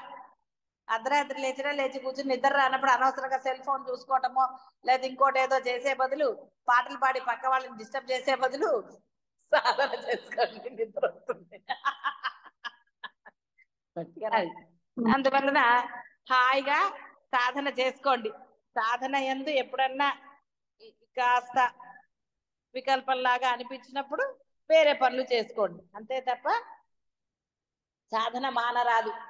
ప్రాముఖ్యత సాధనకే, మిగతా ఈ బాహ్యమైన కళలకి తర్వాత. అదే కర్మ అనుష్ఠానం నందు బ్రాహ్మణాది వర్ణములను అనుసరించి బ్రహ్మచర్యం మొదలగు ఆశ్రములను అనుసరించి భిన్నములైన విధానములు ఉన్నట్లు ఈ యోగం నందు భేదము లేదు, ఎవరైనాను దీనిని అభ్యసించవచ్చు. కాబట్టి చిన్నవాళ్ళ, పెద్దవాళ్ళ, ముసలి వాళ్ళ, ముతక వాళ్ళ, ఇప్పుడు ఏమొస్తుందండి అని ఎవ్వడు అనుకోకర్లా. నాకేం కష్టాలు లేవు అని కాదు, కష్టాలు ఉన్నాయి కాబట్టి అని లేదు. అసలు ఎవరైనా దీనికి అర్హులే. కేవలం నీ మనస్సు కావాలి, నీకు ఆ ఇంట్రెస్ట్ కావాలి, ఆ దృఢ విశ్వాసం, దృఢ సంకల్పం. ఎస్, నేను బ్రహ్మమునే కాబట్టి నేను బ్రహ్మమై తీరుతాను అని సంకల్పం చేసుకుని సాధన చేయటమే సర్వకాల సర్వావస్థల యందు. కానీ నిజంగా అలా దృఢ విశ్వాసంతో చేస్తే చెప్పాం కదా, రికాబులో కాలు పెట్టినట్టుగా లభిస్తుంది. ఇదేం పెద్ద కష్టమైనది ఏది కాదు. కేవలం కష్టం ఎక్కడ ఉందంటే నీవు నిర్ణయం తీసుకోవటంలోనే నీకు కష్టం, ఇంకెక్కడా కష్టం లేదు. ఒక్కసారి దృఢ నిర్ణయం తీసుకున్నావా అది నీకు లభిస్తుంది, తీసుకోలేదు కాబట్టి లభించలేదు, అంతే. సింపుల్, ఏమీ లేదు అక్కడ. ఎవరైనాను దీనిని అభ్యసించవచ్చు అంటే సాధన చేసుకోవచ్చు అని. ఎన్నో రంగుల ఆవులు ఉంటాయి కానీ పాల రంగు మాత్రము తెలుపే. వర్ణముల యొక్క ఆశ్రమముల యొక్క లింగములు అనగా ధర్మములు కలవారు ఎన్ని విధములుగా ఉన్నను పాలవలే ఈ జ్ఞానయోగం మాత్రం అందరికీ ఏకరూపమే. కాబట్టి ఆత్మానందం అందరికీ ఒకటేలాగా లభిస్తుంది. అందరూ ఎవరు చెప్పలేరు, పొందిన వాళ్ళు ఎవరు కూడా ఇదని. అంతేగాని బ్రాహ్మణులకు ఒక ఆత్మానందం, క్షత్రియులకు ఒక ఆత్మ, అట్లా లేవు. ఆత్మ ఒకటే కదా ఉన్నది. వీళ్ళకి వేరు వాళ్ళకి వేరు ఉందా? లావు ఉన్న వాళ్ళకి లావుగా, సన్నగున్న వాళ్ళకి సన్నగా, అలా ఉందా? ఈగలో ఈగ లేదమ్మా. మాత్రంగా, ఎవరిలో అందరిలో సమానంగా ఆ యొక్క చిన్న సూక్ష్మంగా మాత్రమే ఉన్నది. లావుగా ఉన్నా సన్నగా ఉన్నా, ఏనుగులో అయినా అదే, ఇంకో దాంట్లో అయినా అంతే. అంతే తప్ప అక్కడ పరిమాణం లేదు, ఇంత అంత అని. అంతటా ఉన్నది అదే కాబట్టి. బ్రహ్మము సర్వగతం, వ్యాపకము వ్యాపకము, సర్వతోముఖము. అట్టి బ్రహ్మం నందున్నవాడు దిక్కులను గురించి, దేశములను గురించి విచారించరాదు. అందుకే మనకేం ముహూర్తాలు లేవు. మంచి రోజు, చెడ్డ రోజు, ఇవాళ బయలుదేరచ్చా, రేపు బయలుదేరచ్చా అని చూసేవాడు నేను. నువ్వు అంతటా ఉన్నది బ్రహ్మమే అంటే మళ్ళీ నువ్వు అన్ని దిక్కుల్లో ఉన్నది ఆయనే, అంతటా ఉన్నది ఆయనే. నువ్వు ఏది మంచి అంటావు, ఏది చెడు అంటావు అనడానికి ఏం లేదు అక్కడ. నువ్వు ఇంకా మళ్ళీ మంచి రోజు, చెడ్డ రోజు, వారం వర్జం చూసావు అంటే అర్థం నేను బాగా ఉందని అర్థం. వారం వర్జం చూసుకోక పూజలే మానేయమన్నప్పుడు వారం వర్జాలు చూసుకుంటే ఎలా కుదురుతుంది? కాబట్టి ఎప్పుడైతే అనుకున్నావు, అందుకనే మంచి పనికి ఎప్పుడు కూడా ముహూర్తం చూడరాదంటారు. నువ్వు ఎప్పుడు అనుకున్నా అదే మంచి ముహూర్తం రా, చేసేయి వెంటనే. ఎందుకంటే బుద్ధి ఇప్పుడు ఈ సెకండ్ లో ఉన్న మంచి బుద్ధి రెండో సెకండ్ లో ఉంటుందో ఉండదో తెలియదు. అందుకని శాస్త్రంలో అలా చెప్పబడింది, ఎవరే నువ్వు మంచి అనుకున్న అదే మంచి ముహూర్తము అని. అలాగే అద్వైతంలో వేరేవేమీ లేవు. ఏమంటే మంచి రోజు చూద్దామా, అది చూద్దామా, ఇది చూద్దామా అని. కోరికలు ఉన్న వాళ్ళు చూసుకోండి, నేనేం వద్దనట్లేదు. కోరికలు ఉన్నాయండి, మాకు ఏదో సంపాదన అనండి, పిల్లలు అనండి, ఇంకోటి అనండి, ముహూర్తాలు పెట్టుకోండి, చెయ్యండి, అన్నీ చెయ్యండి, నేనేం వద్దనట్లేదు. కాబట్టి నేను దీనికి వ్యతిరేకము, దానికి వ్యతిరేకం. ఎవరైతే బ్రహ్మం యందు నిష్ట కలుగుతూ ఉన్నారో వారు చూసుకోవలసిన అవసరము లేదు. చూసుకోకపోయినా బానే ఉన్నారు కదా, ఏమన్నా జరిగిందా? లేదమ్మా. చూసుకున్న వాళ్ళకి ఎక్కువ, నువ్వు చూసుకున్న వాళ్ళకి తక్కువ ఉందా? లేదమ్మా. ఇద్దరు ఇక్కడే ఉన్నారు కదా, చూసుకున్నారు, చూసుకోలేదు. చూసుకున్న వాళ్ళు అప్పుడప్పుడు వస్తున్నారు, చూసుకున్న వాళ్ళు ఇక్కడే ఉన్నారు, అంతే కదా. అవునమ్మా. కాబట్టి దేనికి ముహూర్తం కావాలి, దేనికి ఏది. నేనేం ఎవరిని ఏది అనటం లేదు, ఎవరి ఇష్టం వాళ్ళది, నేను కాదనటం లేదు, ఎవరి తృప్తి వారిది. కానీ కేవలం నాకు బ్రహ్మము యందే నిష్ఠ అనుకున్న వారికి మటుకు ఇవన్నీ కూడా లేవు. ఆత్మయే బ్రహ్మము, అది చేతన అచేతనముల యందు అన్నిటను వ్యాపించి ఉన్నది. పదార్థములకు నామరూపములే ముఖములు. నామరూపములకు అతీతముగా ఏ పదార్థం యొక్క తత్వమును గురించి ఆలోచించటం మొదలు పెడితే ఆ ఆలోచన ప్రవాహం మనలను బ్రహ్మం వద్దకే చేరుస్తుంది. కావున పదార్థముల ముఖములన్నీ బ్రహ్మమును చేరుటకు ముఖద్వారములే. కావున బ్రహ్మము సర్వతోముఖము. అట్టి బ్రహ్మమునందున్నవాడు అనగా ఆత్మ విచారం చేయుచున్నవాడు ఏ భేదములను గురించి ఆలోచించరాదు. ఎప్పుడు ఆలోచించరాదు.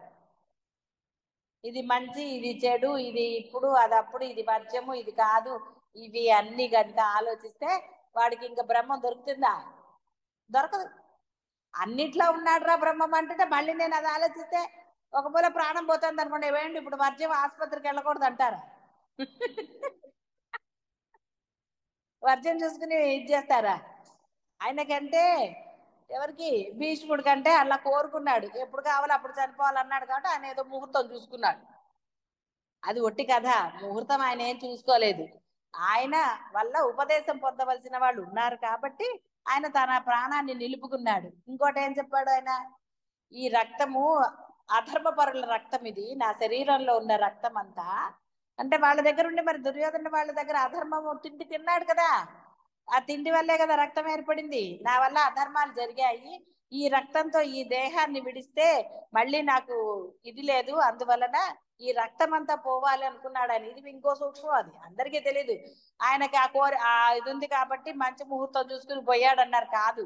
ఆయన ఏమన్నాడంటే, ఎందుకు మరి అంపసయ్యేందుకు, మరి మంచి పరుపు తెచ్చి వేయచ్చు కదా అక్కడ. పరుపు తెచ్చేయకుండా బాణములతో ఎందుకు చేశాడు అర్జునుడు? చెప్పాడు, నాకు ఈ రక్తం అంతా పోవాలి, నా పాపాలన్నీ క్షాళన అవ్వాలి, కాబట్టి నేను అంపశయ్య మీదే శయనిస్తాను. ఆ అంటే అది ప్రక్షాళన అయిన తరువాత నేను ప్రాణం విడుస్తాను అనుకున్నాడు ఆయన. ఎప్పుడు కావాలో అప్పుడు పోవచ్చు ఆయనకి ప్రాణం, ఆ వరం ఉంది ఆయనకి, అందులో సందేహం లేదు. కానీ ఆయన అదే చెప్పాడు, నాకు ఈ రక్తముతో నేను పోదలుచుకోలేదు, ఎందుకంటే నేను అధర్మం తిన్నాను, నా రక్తం అంతా అధర్మమైనది, ఈ దేహం అంతా అధర్మ భూయిష్టం అయింది నాకు ఇప్పుడు. కాబట్టి ఇందులో మనకి శక్తినిచ్చేది ఆ రక్తము మజ్జ అవే కదా. రక్తం లేకపోతే మజ్జ ఎందుకు మనకు వస్తుంది? ఇంకా పనికిరాదు. అందువల్ల రక్తాన్ని నేను ఇచ్చేస్తాను అనుకున్నాను. అర్థమైంది కదా. అందుకని అక్కడ మంచి ముహూర్తము చెడు ముహూర్తాలు ఉన్నాయా? లేవమ్మా. లేవమ్మా. లేవమ్మా.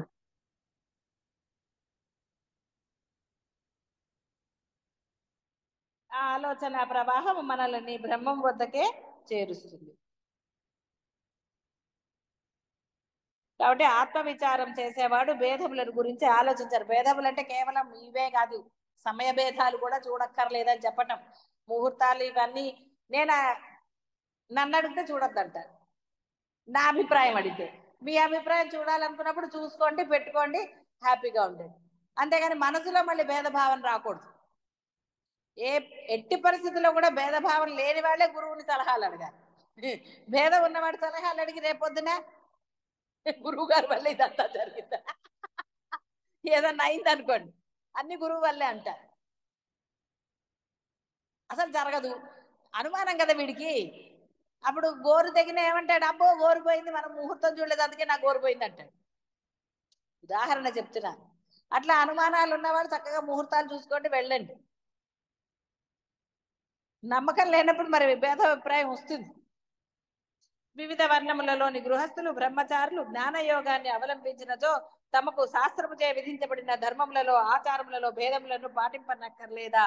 ఏకాంతముగా ఉన్నప్పుడు మనస్సునందు ఏ తలంపులు లేకుండానట్లు చేసుకొనుట, లోకమున వ్యవహరించుచున్నప్పుడు సర్వమును బ్రహ్మముగా చూచుచుండుటయే జ్ఞానయోగము. సారతత్వోపదేశ గ్రంథము, సరే అది వేరు, జ్ఞానయోగం.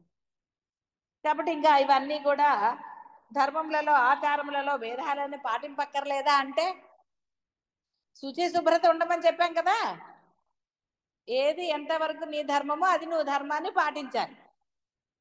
అంతేగాని అంతకన్నా వేరే ఆచార ధర్మాలు ఎక్కడున్నాయండి? ఉన్నాయా? ఎక్కడున్నాయి? పూర్వకాలంలో బ్రాహ్మణుడు, వైశ్యుడు, క్షత్రియులు ఉన్నాయి, అవి వేరు ఆశ్రమ ధర్మాలు. ఇప్పుడు ఎక్కడున్నాయి? లేవమ్మా. ఎల్లప్పుడూ భావమునందు అద్వైతమును కలిగి ఉండవలేను. చూసారా, భావమందు అద్వైతమే కలిగి ఉండాలి, ఏకభావమే ఉండాలి. అంతా ఒకటే. అంటే ఇది మంచి ఇది చెడు అన్న భావం ఎప్పుడూ ఉండరాదు.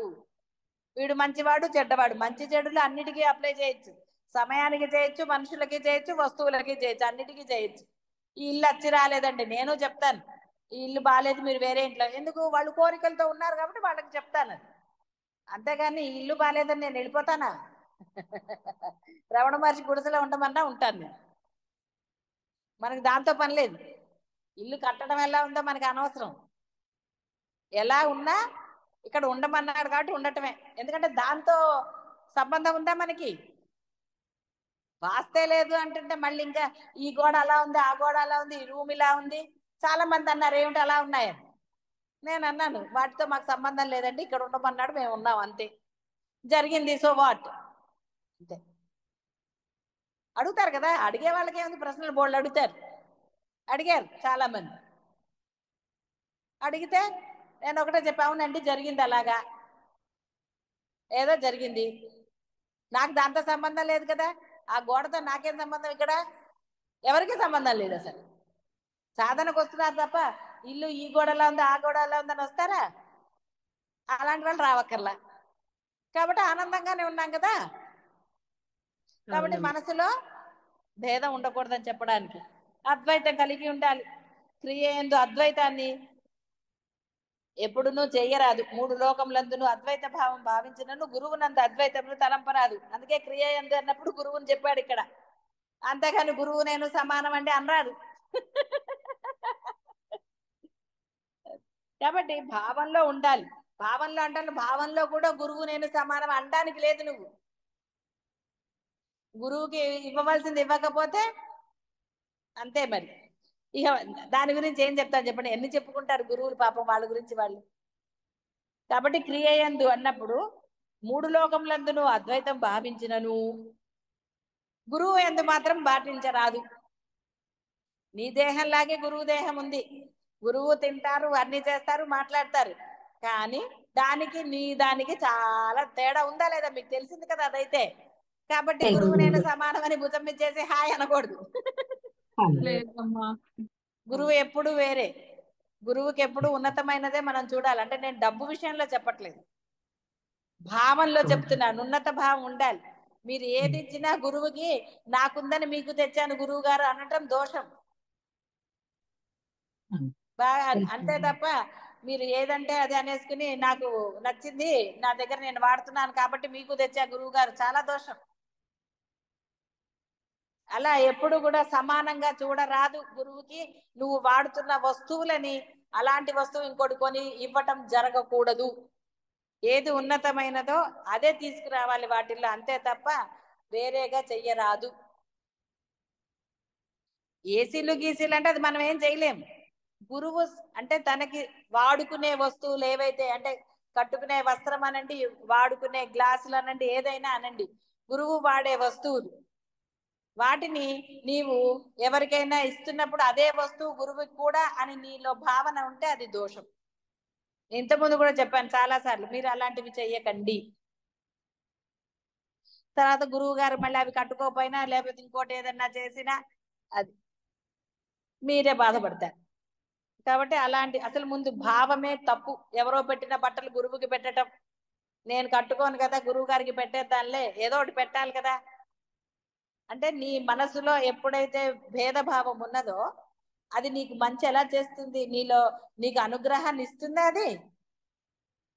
కాబట్టి గురువు పట్ల ఎప్పుడు కూడా అలాంటి భావనతో ఏది చెయ్యరా. అర్థమైందమ్మా. పాదాభివందనాలు. భావమునందు మాత్రమే బ్రహ్మ దృష్టిని యోగి కలిగి ఉండాలి. వర్తమానమందు ధర్మ భేదాన్ని పాటించవలేను. అనేక ధర్మములతో యజ్ఞములు మొదలగు, అంటే ఇది అప్పటిది కాబట్టి ఆ భేదములు అన్నారు. బ్రాహ్మడు మరి చెయ్యాలి కదా, మంత్రం చెప్పాలి. అంతేగాని ఇప్పుడు అప్పుడే ఆ రోజులు అలా ఉండేది కాబట్టి క్షత్రియులకి వాళ్ళకి ఆ మంత్రం పలకటం చేత అయ్యేది కాదు. ఎందుకంటే అది గురువుల ద్వారా వచ్చిన మంత్రములు ఆ రోజుల్లో. ఇప్పుడంటే వైదిక మంత్రాలు 4 రకాలు అయ్యాయి. అప్పుడు వేదములోని మంత్రములే ఉండేవి, కేవలం వేద పండితులే ఉండేవాళ్ళు. ఆ తర్వాత నుంచి కలికాలంలో ఇలా జరిగింది. కాబట్టి నిర్వహించుచున్నాను జ్ఞాని సకల పదార్థములందు బ్రహ్మ దృష్టినే ఎట్లు కలిగి ఉండునో ఆ విధంగా ఉండాలి. కాబట్టి కృష్ణ పరమాత్మ కూడా చెప్పింది అదే. నీ ఇంట్లో పనివాడు ఉన్నాడు, నువ్వు తింటున్నది పెట్టు, నీ పక్కన కూర్చోబెట్టక్కర్లేదని చెప్పాడు ఆయన. కృష్ణ పరమాత్మ చెప్పాడు అది కూడా. ఎందుకంటే నీ ఇంట్లో అది పని చేస్తోంది ఒకళ్ళు వాళ్ళు. కాబట్టి అలానే వాళ్ళకి పాడైపోయినవో మిగిలిపోయినవో కాదు, నువ్వు తినేదే పెట్టు, సమానంగా కూర్చోబెట్టవలసిన అవసరం లేదు. ఇప్పుడు ఇంట్లో పెట్టి డాగ్స్ పెట్టి ఇవన్నీ ఉంటాయి, వాటికి సమానంగా చేస్తారు, అది కూడదన్నాడు. ఎక్కడైతే అది తిరుగుతూ ఉంటుందో ఇంట్లో అక్కడ దేవతలు రారని చెప్పారు. ఇలా రకరకాలుగా ఉన్నాయి. కాబట్టి ఆయన ఏం చెప్పాడో గుర్తుంది కదా మీకు, వారి యొక్క దానిని బట్టి మీరు గౌరవించాలి అని చెప్పారు. అర్పణము బ్రహ్మము, హవిస్సు బ్రహ్మము, అగ్నియందు బ్రహ్మము చేతనే హుతము గావించబడుతోంది. కర్మ బ్రహ్మస్వరూపమే అనే బుద్ధితో యజ్ఞాన్ని చేయుచున్నవాడు పొందవలసిన లోకము కూడా బ్రహ్మమే.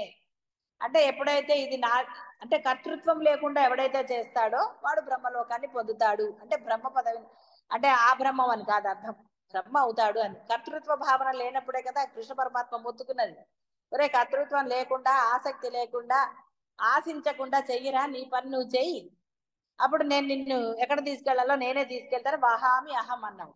నీ యొక్క కష్ట సుఖాలు అవి కాకుండా నిన్ను అక్కడికి తీసుకెళ్లే బాధ్యత కూడా, అంటే నిన్ను బ్రహ్మము చేసే బాధ్యత కూడా నాదేరా అని చెప్పాడు.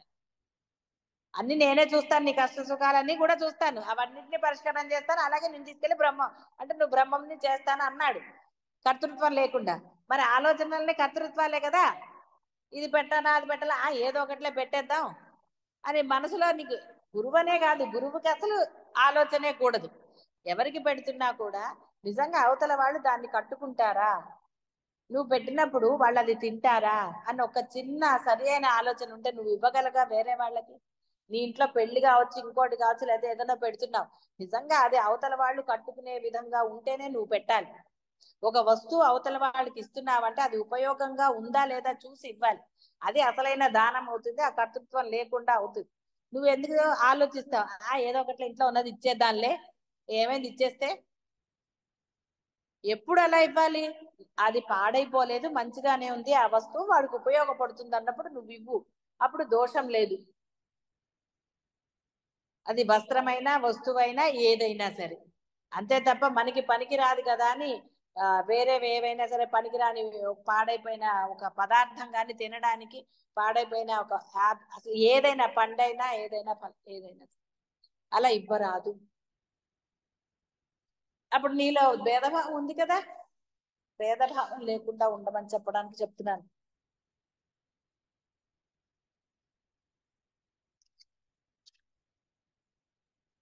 పరమాత్మ తప్ప వేరుగా ఏమీయూ లేదు అని భావం నందు నిలిచి ఉన్న వానికి ఆశ్రమల యొక్క ఆచారములు గాని శిఖ యజ్ఞోపవీతము బొట్టు మొదలైన ఈ గుర్తులు గాని అక్కరలేదు. ఎందువల్ల అనగా అట్టి వానికి కావలసింది ఏదీ లేదు, అందువలన అతడు చేయవలసిన పని లేదు. ధర్మశాస్త్రం నందు వానికి ఏ విధియు చెప్పబడలేదు. రమణ మహర్షే దీనికి ఉదాహరణ. ఆయన తీసేయలేదండి జంజం తీసాక ఆయన ఏమన్నా కిందకి వెళ్ళిపోయాడా? బ్రహ్మంగానే ఉన్నాడు కదా. సాధన చేశాడు, అవ్వగానే అయిపోయింది. సాధన చేసేటప్పుడు అసలు ఆయన బయటకే రాలేదు. కాబట్టి సాధన చేసే సమయంలో ఆయన అన్ని పాటించాడు అనడానికి ఎక్కడుంది? ఆయన సర్వకాల సర్వావసరాలు సాధనే చేశాడు పొందేశాడు. రోజుల్లోనే కదా పొందాడు ఆయన, సంవత్సరాల పట్ల రోజుల్లోనే పొందాడు ఆయన. మీరు అలా చేయలేదు కాబట్టి ఆలోచనలు కోరికలు ఉంటే చేయమని చెప్తాయి. ఇప్పుడు నేనైనా అదే కదా చెప్పింది మీకు. కోరికలు లేవు మీకు, అనవసరంగా కోరికలు ఎందుకంటే పెంచుకోవటం? మనకు వచ్చేది మనకు వస్తుందని తెలిసిన తర్వాత కోరికలు పెంచుకుని మళ్ళీ పూజలు పునస్కారాలు దేనికోసం? మళ్ళీ యజ్ఞాలు యాగాలు ఇంకో నోములు వ్రతాలు. దాంట్లో దోషం లేకుండా చేయగలుగుతున్నారా అంటే మీకే తెలుసు దోషాలు జరుగుతున్నాయో జరగట్లేదు. అక్కడ జరగడం ఏంటి? మీ మనసుల్లోనే భేదభావం వచ్చేస్తే అదే దోషం కదా. అవునమ్మా. మరి దోషభూయిష్టమైనవి చేయటం ఎందుకు? దాని బదులు హాయిగా ఒక దీక్ష తీసుకుని సాధనలో పరిపూర్ణత పొందితే గొడవే లేదుగా.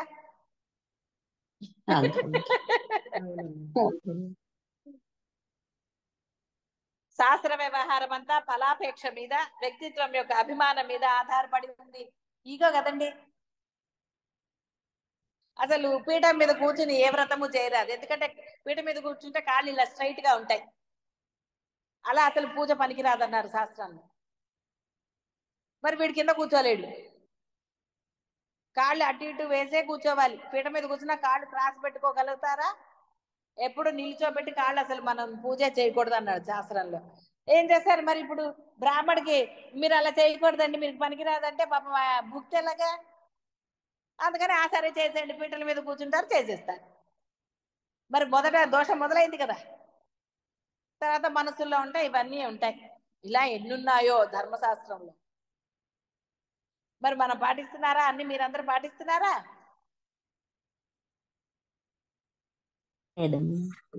నేను ఒకసారి అంటే చెప్పినట్టు గుర్తు నాకు. ఒక బ్రాహ్మడు వచ్చాడు, అప్పుడు అభిషేకం చేయించుకుందామంటే ఒక తెలిసిన ఆయనకు చెప్తే ఒక అతను వచ్చాడు. అతన్ని చూస్తే సిగరెట్లు తాగేవాళ్ళలాగా కనిపించాడు నాకు. నేను అడిగాను, మీరు సిగరెట్ తాగుతారా అన్న. అదేంటంటే అట్లా అడుగుతారన్న. నేనన్నా మీరు తాగుతారా తాగరా అన్న. అవునా తాగుతాను, దయచేసి వెళ్ళిపోండి, నేను మీతో చేయించుకోనని చెప్పి. ఆ ధైర్యం వల్ల ఉండాలి. నేనన్నా మేము ఎప్పుడో ఒకసారి చేయించుకుంటామండి పూజలు, అవి 1000 కాదు 2000 ఇస్తాను. సంధ్యావందనం చేస్తున్నారా మీరు?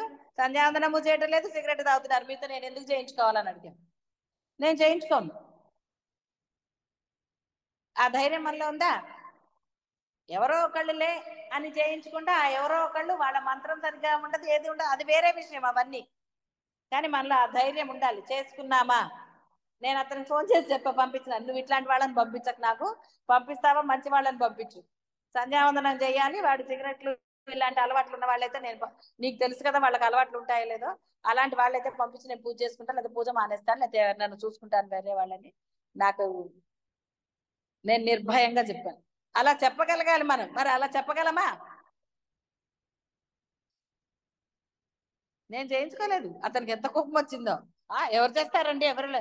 నేనన్నా, ఎందుకండి మీకు, నేను నాకు ఇష్టం లేదన్నాను కదా, మీరు వెళ్ళిపోండి. ఇప్పుడు ఏమిటి దాని గురించి వాదన ఎందుకు మనకి?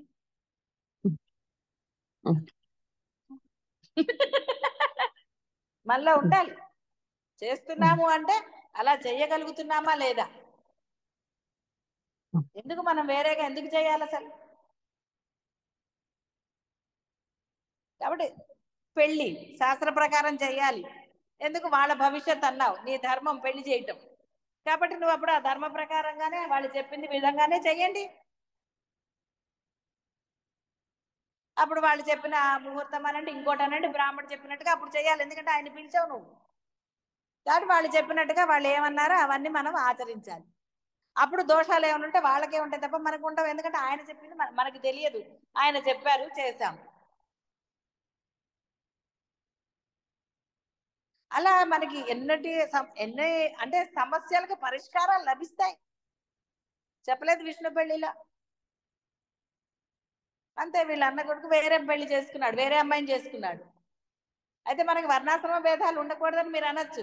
నేను ఇక్కడ శాస్త్ర ప్రకారంగా పెళ్లి చేస్తున్నప్పుడు వాడు శాస్త్ర ప్రకారంగా వేరే అమ్మాయిని చేసుకున్నప్పుడు నేను ఎందుకు పిలుస్తాను? అర్థమవుతుంది కదా. ఇంటర్ కాస్ట్ మ్యారేజ్కి నేను వ్యతిరేకం కాదు. కానీ ఇక్కడ ధర్మం ప్రకారంగా ఒక ధర్మాన్ని ఆచరిస్తున్నప్పుడు అక్కడ ఒక కార్యక్రమం చేస్తున్నాం, ఒక యజ్ఞం, ఒక పని చేస్తున్నాం. అక్కడ ఒక మన ధర్మకర్తని పిలిచాం. అప్పుడు అధర్మమైన ఇతన్ని ఎలా పిలుస్తాం అక్కడికి? నేను అతనికి ఉన్నది చెప్పాను అప్పుడు ఆయనకి, ఏమండి మరి ఇలా ఉంది, నేను ఎలా పిలుస్తాను మనం ఇలా చేస్తున్నప్పుడు? అసలు ఎవరు చేయాలి? మరి ఇంకోళ్ళు ఎవరు లేరు, వేరే వాళ్ళని పిలవచ్చా? ఆయన అన్నాడు, అసలు పూర్వకాలంలో అసలు బావమరిదే లేడమ్మా, తండ్రే గడ్డం పట్టుకుని బతిమాలాలి. అసలు కాశీ యాత్రకి తండ్రే చేయాలన్నాడు. అయిపోలేదు. చూసారా, పరిష్కారం దొరికిందా దొరకలేదా? అంతే. ఎంత ఆనందం లభించింది. ఆయన శ్లోకం అన్ని కూడా చెప్పాడు. అమ్మ అసలు లేదు, పూర్వకాలం అదే ఊర్లో ఉండేవాళ్ళు కాబట్టి తండ్రి వెళ్ళేవాడు, ఇవాళ వేరే వేరే ఊర్లు కాబట్టి తండ్రికి పెళ్లి పనులు ఇంట్లో ఉంటాయి కాబట్టి బావమరిదిని పంపిస్తున్నారు, లేదు తండ్రి చేయటమే అత్యంత శ్రేయస్సు అన్నాడు. అని ఆయన వేదంలో, ఆయన వేద పండితుడు కదా, కాబట్టి ఆయన వేదంలోని ఇది చెప్పాడు. ఇంకేమిటి? చూసారా, మనం ధర్మంగా నిలబడినప్పుడు ఆ ధర్మం మనకి ఎంతటి మంచి పరిష్కారాలు చెప్పింది. మనకు తెలియదు, ఇన్నాళ్ళు కూడా ఎప్పుడు తెలియదు అది. కాబట్టి అక్కడ అంతే తప్ప విడిగా చేసుకోకూడదు. ఇప్పుడు విడిగా వాడు ఇంటికి వస్తే నేనేమనను, ఎందుకంటే అది వాడి ఇష్టం, వాడు చేసుకున్నాడు. ధర్మంగా ఒక పూజ చేస్తున్నప్పుడు మనం వేరే వాళ్ళకి ఇస్తామా? లేదు. అదే మామూలుగా ఉందనుకోండి, నేను కైలాస గౌరి చేసినప్పుడు వేరే వాళ్ళు వస్తే ఇచ్చాను నేను. మా వాళ్ళు అన్నారు, మాట్లాడొద్దని చెప్పేవారు. కాబట్టి మనము ఇక్కడ అది వేరేదేం లేదు, మనకేం కోరికలు లేవేదో ఇవ్వాలన్నారా, సరే నాకు పసుపు ఇవ్వటం మంచిగా అనిపించింది, సర్లే అని చేస్తున్నాం. చాలా మంది తెలియదు, అసలు కథ కూడా చెప్పుకోవాలి. అందరూ అది కథ చెప్పుకుని చేయాలంటారు కదా. ఎవరు అడిగే చెప్పుకున్నా అంటే చెప్పుకున్నా అన్న చేసుకోవాలని చేసుకున్నా. మనం ఏమైనా ఫలితం ఆశించామా?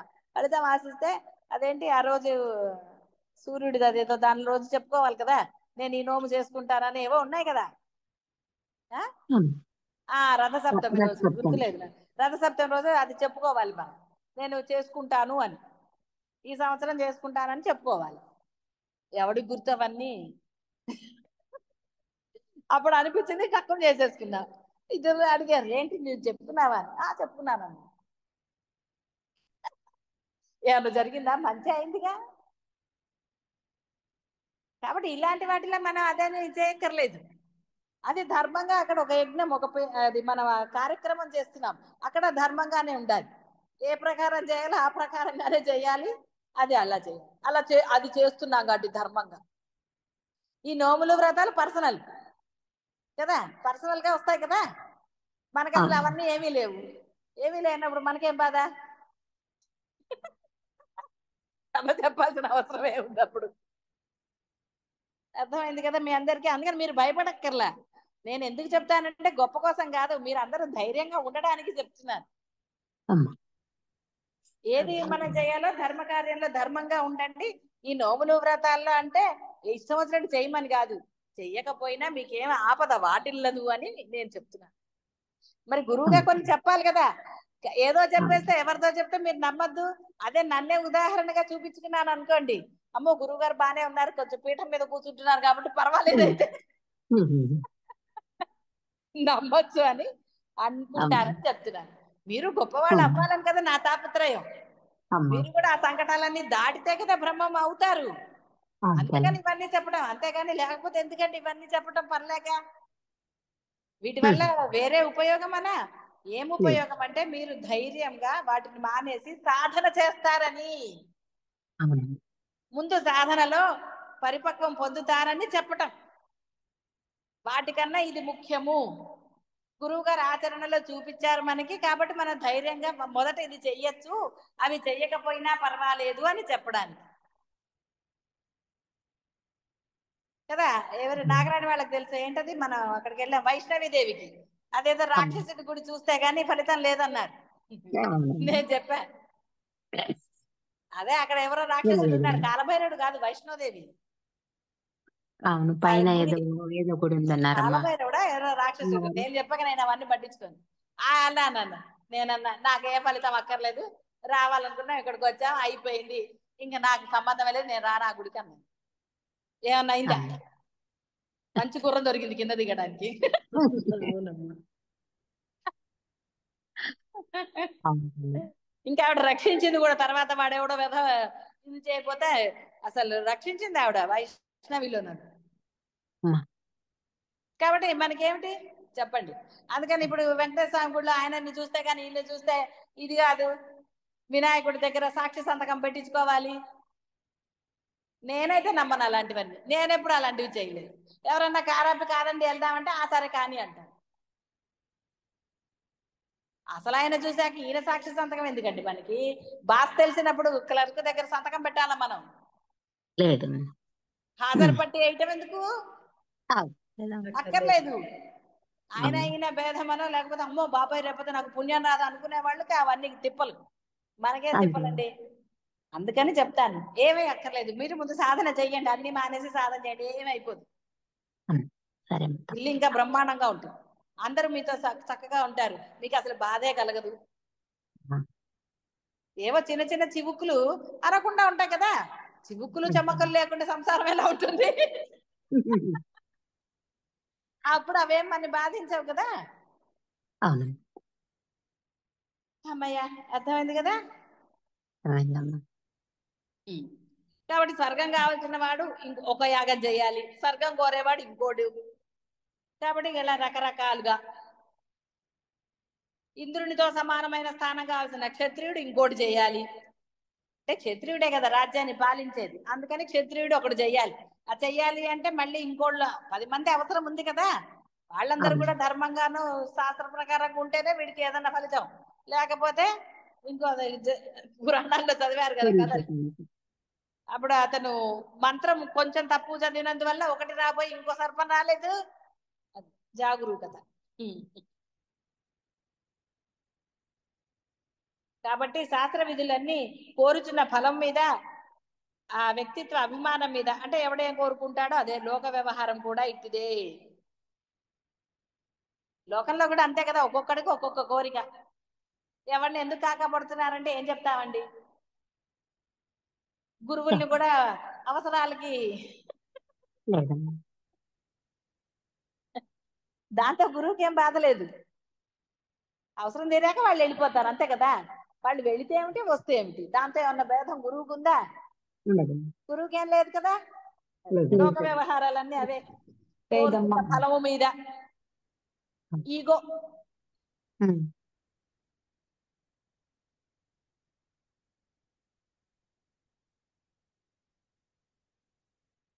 నేను ఫలానా వర్ణమునకు అంటే ఫలానా కులానికి అని, ఫలానా ఆశ్రమానికి చెందినవాడను అని దేని యందు అభిమానం లేని యోగికి ఆయా వర్ణములకు ఆశ్రమములకు చెప్పబడిన వాని యందు దృష్టియే ఉండదు. అంటే మనకి ఆశ్రమాలు ఇవన్నీ అంటే అవే కదా ధర్మాలు.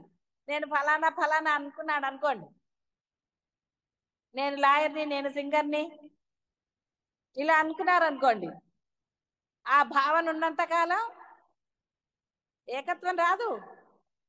కాబట్టి ఇది నా ధర్మం అంతే, ఇందులో నాకు ఆయన ఒక ఇది ఇచ్చాడు, ఆ బ్రహ్మము నాకు ఇది రాశాడు, విధించబడింది, కాబట్టి ఈ విధించబడిన ధర్మాన్ని నేను ఆచరిస్తాను. ఎన్నాళ్ళు ఆచరిస్తారంటే జీవితాంతం ఆచరిస్తారా? ఆచరించకూడదు. ఎందుకంటే తెలిసింది ఇక్కడ, ఆత్మ తెలిసిన తర్వాత ముందు ఆత్మ ఎంత నిష్ట కలిగి ఆ తర్వాత బ్రహ్మం ఏది నిర్ణయిస్తాడో అది చెయ్యాలి. కాబట్టి ఆత్మను వదలకూడదు. దృష్టి ఉండదు. 10 మంది భృత్యులు ఉన్నప్పుడు యజమాని ఎవరికి ఆ పని చేయమని చెప్తాడో వాడు మాత్రమే ఆ పని చెయ్యాలి. తక్కిన వారు ఆ ఆజ్ఞను విన్నా తమకు సంబంధించినదిగా తలంచకూడదు. కాబట్టి దేహాభిమానం లేని యోగి వర్ణములను, ఆశ్రమములను, మనుష్యత్వాదులను ఉద్దేశించి శాస్త్రములు చెప్పుచున్న వాక్యములను వినుచున్నను అవి ఏవియో తనకు సంబంధించినవి అనుకొనడు. దేహాభిమాన రహితునకు ఏ శాస్త్ర విధియు లేదు. కాబట్టి మీకు ఏ శాస్త్ర విధి లేదు. ఇప్పుడు పొద్దున మాట్లాడిన ఆవిడ చెప్పలేదు, బాగున్నారా, ఆరోగ్యం బాగుందా, చేస్తున్నారా పూజలు, అవన్నీ ఏవేవి అడుగుతూ ఉంటారు. సరే అంటమే కళ్ళు మూసుకుని చెప్పమంటారు. మీ పూజ అయ్యాక చెప్పండి, పూజలో మాకు గురించి కొంచెం ప్రార్థన చేయండి అంటారు. సరే అందాం అంతే. కాబట్టి ఏది ఎలా జరగాలో ఆల్రెడీ బ్రహ్మ నిర్ణయం. మనం ఎందుకు వేరే వాళ్ళని కించపరచను అక్కర్లేదు, దానికి ప్రాముఖ్యత ఇవ్వవలసిన అవసరమూ లేదు. కాబట్టి నీలో భేదభావం, మనస్సులో ఎప్పుడైతే భేదభావం ఉండదో అన్ని సమ్యక్గా జరుగుతాయి. అంటే అన్ని బ్రహ్మాండంగా జరుగుతాయి. ఎక్కడ ఏ లోటు రాదు, ఆనందమే ఉంటుంది తప్ప వేరేది ఉండనే ఉండదు. మనసులో భేదం ఉన్నప్పుడే నీకు బోల్డ్ భేదాలు చక్కగా కనపడుతూ ఉంటాయి, నానా రకాలుగా కనపడతాయి. ఆ భేదాలన్నీ నిన్ను విసిగిస్తాయి కదా. నీకు దుఃఖ పెట్టవా నిన్ను భేదాలు? ఎందుకు దుఃఖ పెట్టవు? బోల్డ్ దుఃఖ పెడతాయి. కాబట్టి మనసులో భేదభావం లేకుండా మొదట ఇందులో పరిపక్వత, పరిపూర్ణత సంపాదించండి. ప్రపంచం ఎక్కడికి పోదు, మీ సంసారం ఎక్కడికి పోదు, మీ పిల్లలు అన్ని క్షేమంగా ఉంటాయి. శుభం భూయాత్.